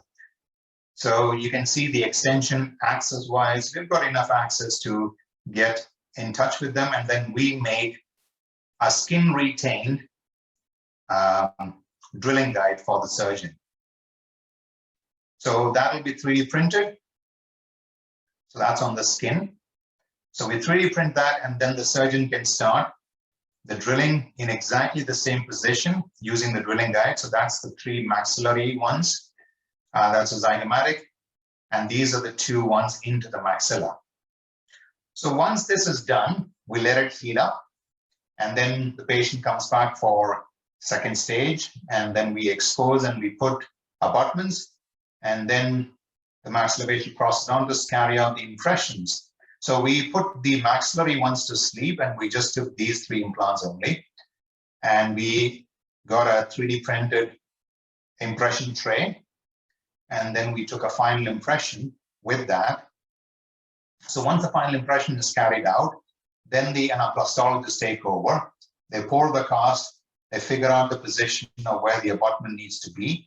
And they actually make custom abutments, which actually house magnetic keeper as well. So those are the keepers. So 1 in the glabella and 2 in the zygomatic region. And then they go ahead and actually fabricate the nose, which house the magnets as well. So there's 1 magnet up there, and there are 2 down here as well. So that's the tissue surface of the nose that has been created for the patient. And that's the patient with the nasal prostheses, which is magnet retained. So that's before and after cancer surgery. And that's after provision of the implant supported or implant retained nasal prostheses. So we've always been talking about survival of these patients. I know that I'm talking mostly from a Western Hemisphere experience, but here survival alone is not enough because we catch the disease early, and even of those patients who do have extensive disease, we're able to do treatment for them in the sense that they're able to survive longer. So in patients who are surviving longer, the effects of cancer treatment come to harm them. So for them, the survival is not enough. For them, the quality of life in the survival is very important for them. So that's the other thing that we need to be looking into as well. Just getting the cancer out alone is not enough. You have to make sure that you bring them back to what they were before cancer, so as to be able to provide them with good quality of life. Now, as I mentioned before, cancer, especially in the oral cavity, and maybe most of head and neck cancer as well, has a very poor 5-year survival rate. So even if you're able to give them some good quality of life for the remaining of their life on this earth, it is something well done. So hopefully I've been able to give you some of the innovative technologies that we use both in jaw reconstruction and in oral rehabilitation as well. And again, I'm going to stress this point again and again. This is not just me. I need a team to achieve this. And I've taken you through some of the digital impression and prosthesis fabrication processes, and also some of the challenges that we face as well. So ladies and gentlemen, once again, thanking Dr. Hari for inviting me to this prestigious and excellent expo, the presentation series that he's put forward. So thank you all very much. And that's just one of the mountain range out here. It's near Banff and Jasper. Those of you who know much about skiing, it's a beautiful place to go to. So thank you all once again for your attention.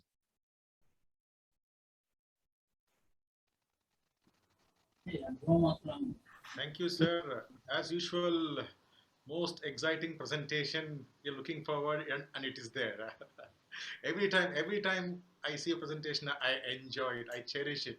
You know, a lot of things going in my mind, like how is this possible? How is that? Wow, that's excellent. So much of, you know, there's too much of planning. You need to have a fibula surgical guide. You need to have a maxilla surgical guide. You need to hold a thing to, you know, hold the mandible, then again reposition. I think it's not only brainstorming. I think a lot of research has gone into ART. I think so, and another, I don't think it is.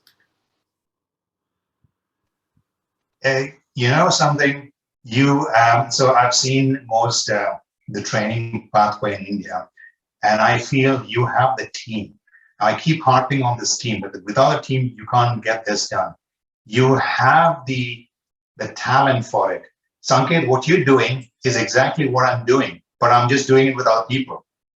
So if you can get together with your surgeons and have a collaborative approach, what I'm showing you is just the tip of the iceberg. You guys can do even more than this. You can innovate more than this.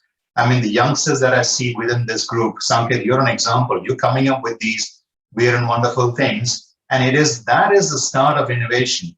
When people tell you you're crazy, that's when you start with innovation, because you got to think in a crazy manner for innovations to have. And I just thought the last part of your presentation, and I was kind of blown away. This is exactly what you need. But the other part of it is you need to work with other people. You can be a specialist in one field, but you can't be a jack of all trades. That is not going to work. So you be the specialist in your field. And that's why I keep saying, you know, what I'm showing you, I'm not doing everything. I have a specialist team. So if somebody were to ask me, what about that, the prosthesis, how did you make that? I wouldn't know how to tell you. I can tell you some things of it, but that I leave it up to my osseointegration technologists. They are experts of that. I just tell them what I need. They make it for me. I tell the surgeons what I need. They do it for me. I told you about the maxillary sectioning guide. Now, initially, they were doing it by freehand, and we had a lot of issues trying to get the fibula to actually stay in there because the dimensions are all off. So we said, how do we make this better? That's when we came up with the resection guide. So now they can't go wrong, because once it is screwed in, they can only cut through that small channel.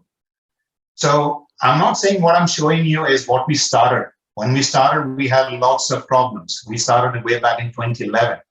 But now we reached the stage where we can do things. It's just second nature to us. And that's because of the evolution of what has happened, the mistakes that we have done, the solutions that we have found because of that. So if you were to ask me, what are the implants that I'm placing, and I'll tell you narrow implants. And I'm thinking from a prosthodontic perspective, you'd use narrow implants? We don't do that. We have to think about the emergence profile. We don't need to worry about emergence profile in a cancer patients. All we need to do is provide them with the prosthesis. If you're doing it in an anterior situation where you have other teeth and you have gingiva, yes, I agree with. So we were in the prosthodontic frame of mind when we started with oral cancer, and we were putting wide implants, regular implants in the narrow fibula, and we were cracking the fibula. So obviously that wasn't working. So we then moved on to narrow implants. Now we only use narrow implants. So those are kind of things which evolve with time. Right. Raghuvar, you can please moderate. I couldn't stop. I'm sorry. I think you should only take it over, but I'm really sorry. I couldn't, you know, out of excitement, I had to explode with something to sir. Yeah. No, sir, very excellent presentation, sir, and very informative to all of us. Because I think so many are there who are first time they have seen that how technology has improved for maxillofacial prosthodontics. Thank you, sir. Thank you, sir. So, And thank you all.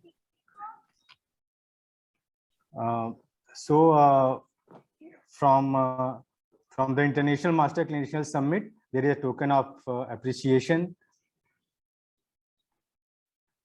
Any expert panel's opinion? This. Yeah. So, Sir, I have a question. sir, yes, Dr. Satyabodh Gupta, sir. Would you? Yes. Hello, sir. Suresh Nayar, Hi. sir. Yes, sir. It was an excellent presentation. I just wanted to know, like, what is the material of choice for restoration of these things? I mean, these defects. So you're talking about the prostheses? Yes, I'm prosthesis. Yeah, so it is nothing out of the ordinary. So the most complex thing that we would have used, which I haven't shown over here, is obviously zirconia. But I don't use zirconia on a very regular basis. If I could, the most I would go is with a metal and acrylic. So we use acrylic in all of our cases because these are patients who sometimes have opposing teeth. And also it's much easy for maintenance and for repair as well. So we don't use any fancy stuff in any of these patients. Most of them, I try out an interim prosthesis. Initially, it was made out of acrylic. Now we print it. We 3D print it. So the Form 2 printers and Form 3 printers, we have got material which we can actually use for dental purposes. So we just directly print it and then we place it. And if it works out, okay, the patient is able to clean and it is still functioning, then I convert that into a metal framework with acrylic. That's all I do. Okay. And they are permanent resins which are printed? Yes. Yeah. So in the beginning, when we started off, we used to actually mill them. Now the milling ones, they come in different pucks. So we had one for 5 years and one for 10 years, but now we are printing them. And the printing ones, there's no time period that you can use them. You can use them as long as you need to, because that's the time span for them. But again, it depends on the clinical performance of it. So we don't have any long-term data on that, but they are safe to be used intraorally, and you use them as an interim. And by the time you feel that everything is okay, you can change them over. Any inputs on the radiation therapy post-surgery? Patients who have gone and you have rehabilitated them with implants. Yeah. What is your take on that, sir? Yeah. So this is where the advantage of art is. So think about, where do you normally place implants? You place implants after the patient has that radiotherapy. Here, you're placing the implants before the radiotherapy has started. So let's assume a patient who needs to have radiotherapy and you have an art procedure done on them. So let's assume the left part of the mandible is where the cancer is. You resect that, you place the fibula with the implants in there. Now, the oncologist is going to radiate that side because that's where the cancer was, right? But you are at least giving the implant 6 weeks, because that's the normal time that you have post-operatively that they start with the radiation. And the effects of radiation only start to bite into the healing process maybe around 3 to 4 months or 3 to 4 weeks into the radiation. So effectively, you're getting around 8 to 12 weeks of good healing for the implants before the effects of radiation gets started. Now, do we have success in all of the patients that we have art? No, we don't. And some of the art patients who have had radiation have failed. But it's only those who have had radiation that has failed, but not to the extent that we see after. When we place implants after the radiation, in cases where you had 60 grays, we don't even consider putting in implants because we know you're going to be failing. Anything below 50, we consider there's so many factors we consider, but in all of those cases, we provide hyperbaric. So even in the art patients who have had radiation, when they come for second stage surgery, we give them hyperbaric oxygen therapy. That's not just for the bone healing, that's for the soft tissue healing, because the bone is already healed. Yeah. So it is a soft tissue, which is called the full blast. And if you go ahead and do some surgery onto that soft tissue, then you're asking for trouble. So the hyperbaric that we provide is mostly for soft tissue healing. Okay. Thank you, sir. Thank you very much. Thank you. Thank you for those interesting questions. Professor Timothy, can I speak? Can we have Professor Timothy speak? So there are few questions from our participants. Okay, yeah. Yeah. One of them wants to know that which reconstruction approach will be more feasible for post-mucor reconstruction of total maxillectomy. You're talking about post-mucormycosis. Yes, sir. Yeah, so Question for a second muted. you can use a modified Rona technique, or you can use an art technique. Because this is not a cancer, so you don't have to, there's no problem if you have to wait around. So what we used to do in the past in those kind of patients who had historically had a defect, that's where we started off with the modified Rona technique. So in the modified Rona technique, we do all the planning in the oral cavity, and then we place the implants in the leg. We leave the implants in the leg for 3 months, let it osseointegrate. And then 3 months later, we harvest that and you bring it in, and then you can place the prosthesis at the same time. Or you can do an art procedure. The only problem with the art procedure is we haven't reached the stage that we can actually load those implants immediately at the time of placement in the oral cavity. With the modified Rona, we can, because the implants are already osseointegrated in the leg. So we can take that and we can load it. So those are the only two differences. So if you ask me which one would you prefer, well, I think I'll discuss this with the patient and let the patient decide. Yes, sir. Was that In this technique, though the implants are also integrated, but the fibula to the native maxilla is not connected, is not maybe. Yeah. Will that also make a difference of you to choose? No. Or, our surgeons have no issues whatsoever at all regarding that. I asked the same question to our surgeons as well. And I said, I'm going to ask this patient to start chewing. Are you happy for the joints to take the strain of the chewing? They said, yeah, because the mini plates are put in such a way that they're pretty strong. And even after that, you're not telling the patient to go ahead and start having a steak or bite into a bone or anything like that. You still are going to tell them to just take it easy. So the surgeons have no issues whatsoever with the patient going into function in those kind of scenarios. correct. Yes. Sir, I'll mute you, so you are. Oh, thank you very much for unmuting me.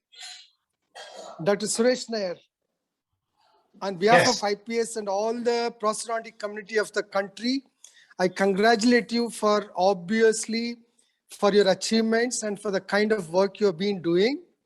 And right now, I think a couple of our youngsters like Dr. Sanketh and other 2 or 3 are doing. Probably you can help them out to have the kind of teamwork we have to establish. And especially after seeing mucormycosis cases, they do the surgeries, but the patient is in a horrible situation. They're left with nothing to do. Instead of dying, why did I survive? There's a kind of thinking is going on. But I'm really proud of you for whatever you are doing at that level, and wish your support is there for our prosthodontic community here to help all those human beings who are going through this kind of problem. Especially cancer patients used to be there, but now added up problem is with mucormycosis. Please do help us, help our association, your association, in establishing places like that in India to help our fellow human beings. God bless you. Amazing job. Thank you. Thank you. Just to let everybody else know, Professor Sumanthi and me, we go way back through our Bangalore days. I used to be a senior lecturer in Maruti Dental College, and Dr. Sumanthi used to be a professor in one of the other colleges, and we used to get together, wasn't it every month? We used to have a meeting of all the prosthodontists there. And yeah, I used to come across him quite frequently over those days.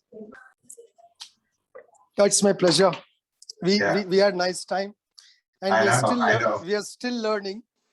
So that's why, of course, I'm not into big time maxillofacial work. Yeah. But our next generation needs your help. Please do help in that direction. Absolutely, absolutely. And I am fabulous working. presentation, my friend. Yeah.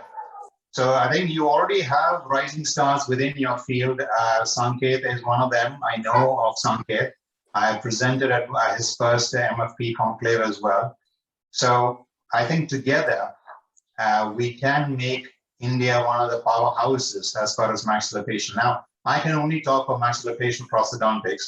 I'm sure in prosthodontics, the IPS is way ahead and it's top amongst the world. Maxillofacial prosthodontics, we can definitely make it the best in the world. Yeah, for sure. Sanketh is doing a fabulous job. And Jangala rearranging programs like this, we are going off bigger way in future. Please do help our association in establishing centers like yours. God bless you. Thank you. Thank you, Prafula sir. Raghuvar, please. I'll take my questions for last. Oh, There are some questions in the chat. Are we going to answer those? Yes, sir. Yes, sir. Raghuvar, please. Okay. So Hima Bindu has asked how to recognize what soft. Sorry, can I go ahead with the questions? Please, sir. Yes, sir. Please, sir. Yes, sir. Yes, sir. Yeah. Okay. How to recognize whether software is accurate or not in recording details. I am not understanding what the question is. I'm going to assume a lot of things over here. So I'm thinking what you're asking the question is when we do scan the cast, whether it is accurate or not. I would think it is because we haven't had any situation where things were not fitting. So I haven't had any issues because all of these are tested out and they have quite good accuracy. I think they go down all the way to around 3 microns or something like that as far as accuracy is concerned. So I don't have any issues with the software's recording. The other question that Sandeep Gaurav has asked is, have you encountered situations where after primary implants, you don't get sufficient space or mouth opening for prosthetic handling? Sandeep, a lot of times we have that, especially with patients who have had radiotherapy. So there is a study that I'm currently doing. I don't know how effective it's going to be. And this was something which I'd done in the UK. So in the UK, one of the issues that we had encountered was when you have radiotherapy, because the mouth is closed, even if you're having radiotherapy for the base of the floor of the mouth or the tongue or the mandible, you do have scattered radiation to the maxilla as well. And I was thinking, why? Why is this scattered to the maxilla when the maxilla is not the organ at risk over here? So I used to provide all those patients who had either maxilla or mandibular carcinoma with a mouth opening device to be worn while they had radiotherapy. So with distance, the amount of radiation to the opposing arch was minimized. Now, I did a study on that and I did find that with that prosthesis placed in, you can actually reduce the radiation to the opposing arch.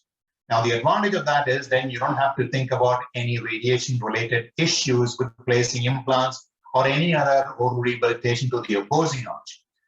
However, one of the coincidental finding of that research with all of these patients that are placed is their mouth opening was much better than those patients who didn't have it.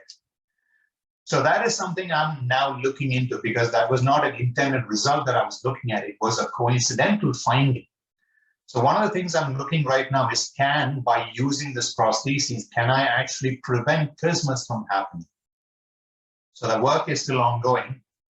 So I do have issues with patients who have trismus. And again, unfortunately, if the patients are not able to open their mouth, I actually should have shown you one patient that I was just doing recently for a pharyngeal obturator. And I was trying to actually obtain an oral scan with that patient of the palate. But the problem with that is the patient had 2 finger breadth mouth opening. And if you see the actual, the intraoral scanner, it is quite thin at the tip, but when it comes onto the handle, it becomes quite thick. So I'm trying to take a scan of the nasopharyngeal area behind the soft palate, and this thing is getting stuck in the patient's teeth in the front because of the size, because the patient can only open 2 finger breadth. And obviously, I'm trying to see whether I can get away by not doing an impression of the nasopharynx, because as you all know, that's not the most pleasant of impressions to be obtained. So mouth opening is an issue. If the patient is not able to open their mouth, even after we do the arts and all, we have to tell the patient, sorry, I can't get in there. So yes, we have had a few patients where I have to just say, we can't. Next by Asif is, sir, any change of implant plan for fibula grafts in MRONG? So this is medication-related osteonecrosis, change of implant. I can't talk about that because we don't see very many issues here, or I haven't seen those kind of patients coming to us. But I do know of patients with osteoradionecrosis, and we do place fibula implants for those patients if they have a non-healing ulcer which is not conducive to symptomatic treatment. Then we do go for resection and placing fibula grafts in addition to hypopariproxene therapy as well. Nishant Bali asks, sir, apart from digital maxillofacial, if possible, can you put some light? What is bionic eye? Now, we are not in that field now. We used to be. We had some engineering students come to us and we were actually doing some work on that. So we do make these ocular prostheses as well. And we wanted to make something not to the extent of actually having vision, but at least the eyelid will close and the eyeball will move with the other eye. So we did some work, but then funding stopped and then we had to kind of stop it over there. We still have that eye with us. So it is in one of our lab and it looks pretty scary because there's just one eye with all of the machines behind it. The world is, I mean, the world is open, and Nishant, if you are interested, that's something which you need to proceed with. But again, as I say, you need to collaborate. You can't do this on your own. You need to collaborate with our engineering colleagues as well in this kind of endeavor. Next one, can we use the same technology for making brachytherapy stents? Absolutely. With the 3D printing technology and the software that you have, you can do anything. And if you feel that you want to do that for brachytherapy stents and you have the software and the hardware, absolutely. Sudhir Kondaka asked me, what is your opinion on patient-specific implants? Sudhir, I don't have much experience with that.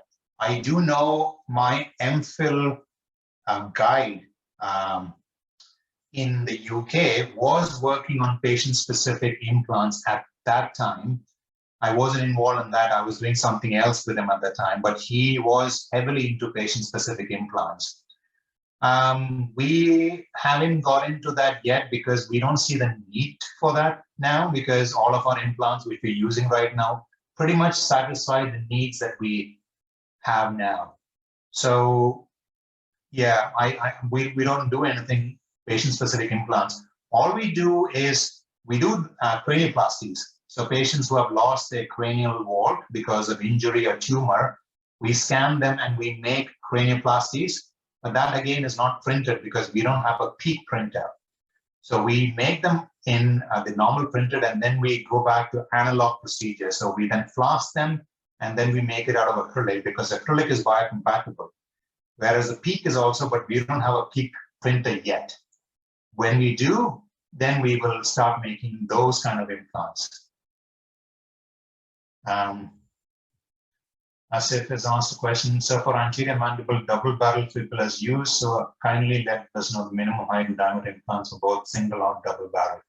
Asif, I don't do any double barrels. We actually actively discourage from double barrels because you are complicating the surgery far beyond than what is required, and you can get the same result with a single barrel. Now you talk about having the crown root ratio all wrong because you're placing the single barrel right at the lower border of the mandible. You don't need to do that anymore. You can get your fibula up to the level that you need to. You don't have to worry about the step anymore that you do if you get the fibula up from the lower border of the mandible. So we don't do any double barrel fibula. We just do single fibula struts. And the diameter will depend on the width of the fibula. Whatever is the width of the fibula, you can use your implants. Diameter of implants, I've already said before, always narrow implants. I think that's pretty much is all the questions in the chat. Sanketh, I believe you had some. Yes, sir.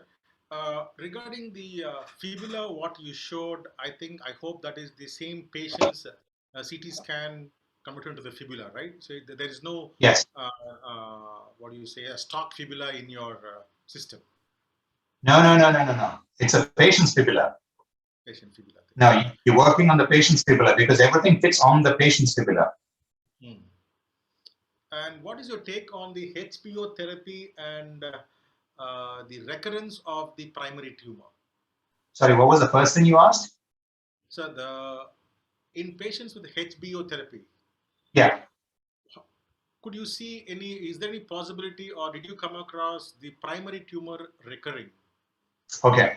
So if there is a doubt that there is some tumor left behind for these patients, we don't provide hyperbaric oxygen therapy. So for example, let's say one of the standard patients, so you're reconstructed and the patient comes back to a later stage for implants.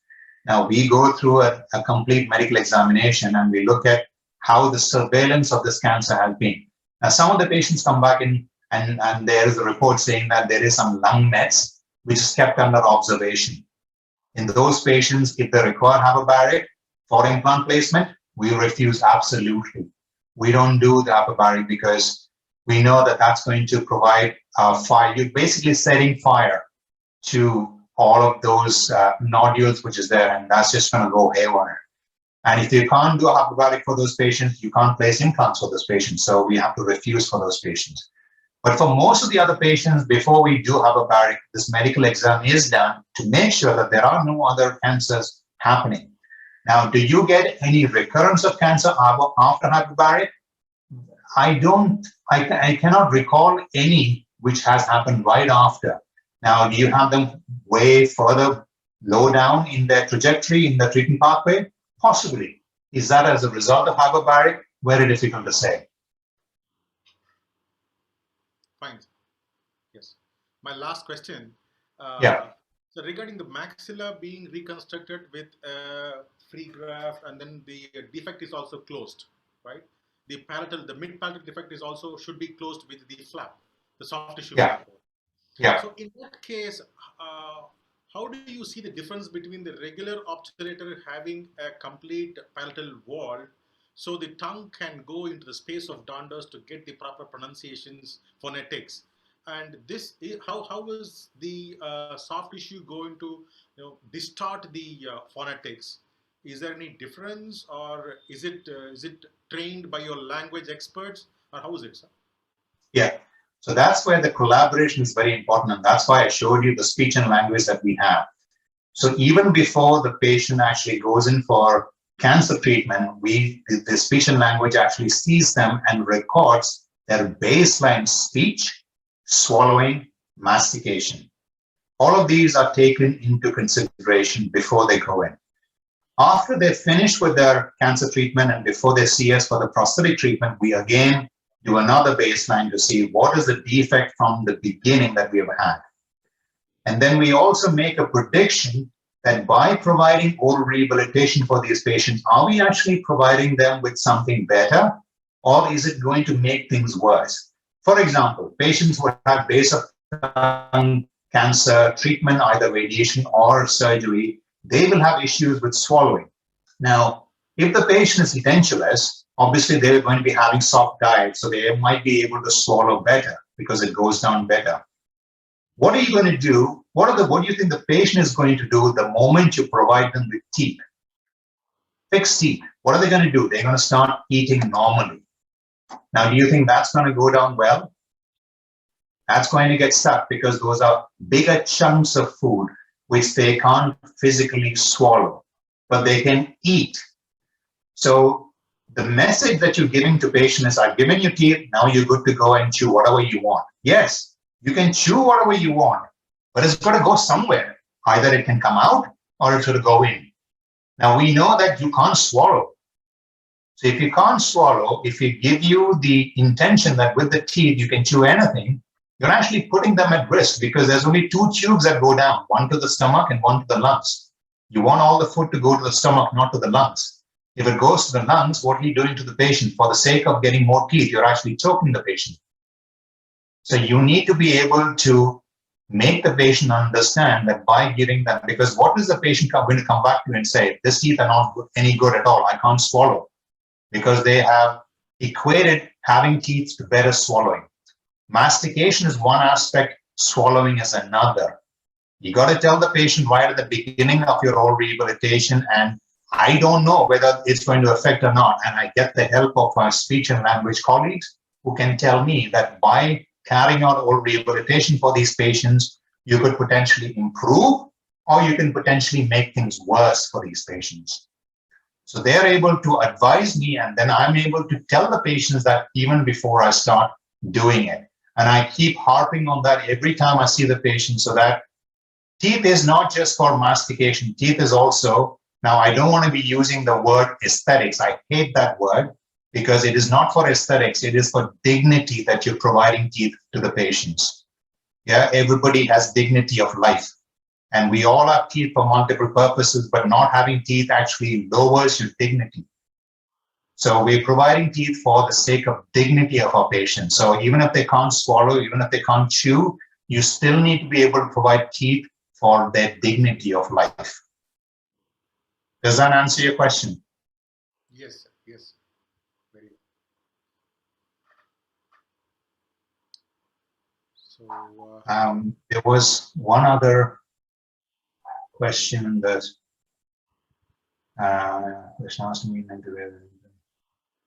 okay, Nishan, sir, bionic implant, ocular implants, enormous support.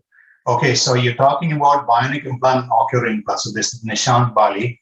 Nishant, I had another presentation just like the nasal prosthesis of an ocular prosthesis. Obviously, I didn't show you that.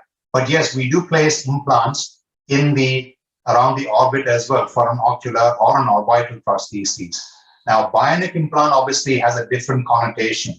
I am not sure what exactly you mean by that, but I suppose you were asked this question at an interview and you answered the same. So, well done to that.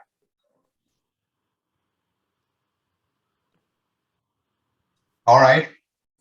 Any further question? Because I know it's only the start of the day for me, but I suppose it is time for you guys to retire. It's late in the evening, isn't it? yes, sir. Yes, sir. We are 8:30 now. Anyway, it's great to see so many of you on this. I mean, I'm just going to expand my. I can see Dr. Meshram over there. Hello, Dr. Meshram.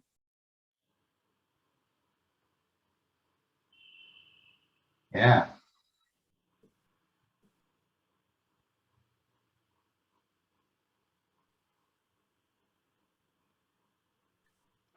Right. Hello.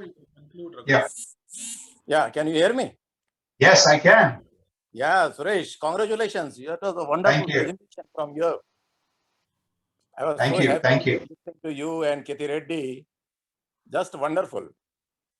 Thank you. And congratulations for your achievement. I just put a note on that and I was asking Hari to share your number that I can contact you, because next year, November Yes. 2022, IPS will be celebrating its Golden Jubilee in Delhi. Right.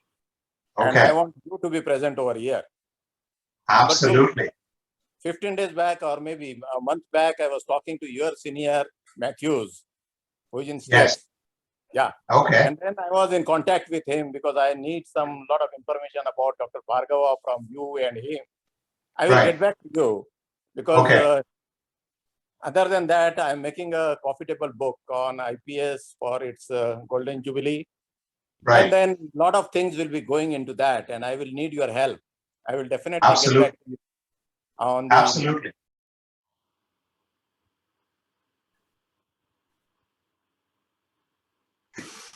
get back and do that. So once again, Yeah. congratulations, and congratulations to Dr. Hari, Dr. Sanketh, and all the moderator and all the faculty. It's a wonderful job. 14 days, 14 sessions is not a joke. And it has all been possible because everybody is committed to IPS, Everybody is committed to learning IPS and learning the science of prosthodontics. So keep sharing your knowledge. Keep in touch. Best wishes to you and best wishes to all the organizers. Thank you very much. Thank you. Thank you, sir. Thank you for your wonderful support, sir. Raghu, yeah, please conclude, Raghu. Yeah. Very nice presentation, sir. We are all obliged that your presence here and very excellent presentation. Thank you, sir, and thank you, Dr. Sanketh, for your great presentation. Suresh sir, can you stop sharing, sir? We will present the. Oh, sorry. Yes. I totally forgot that. Sir. Yeah, there we are. Yeah, thank you. Raghu, you can share. Yes, sir. So, so this is a small token of appreciation for our great speaker, Dr. Suresh Nayar, sir. Thank you. Yes, Much sir. appreciated.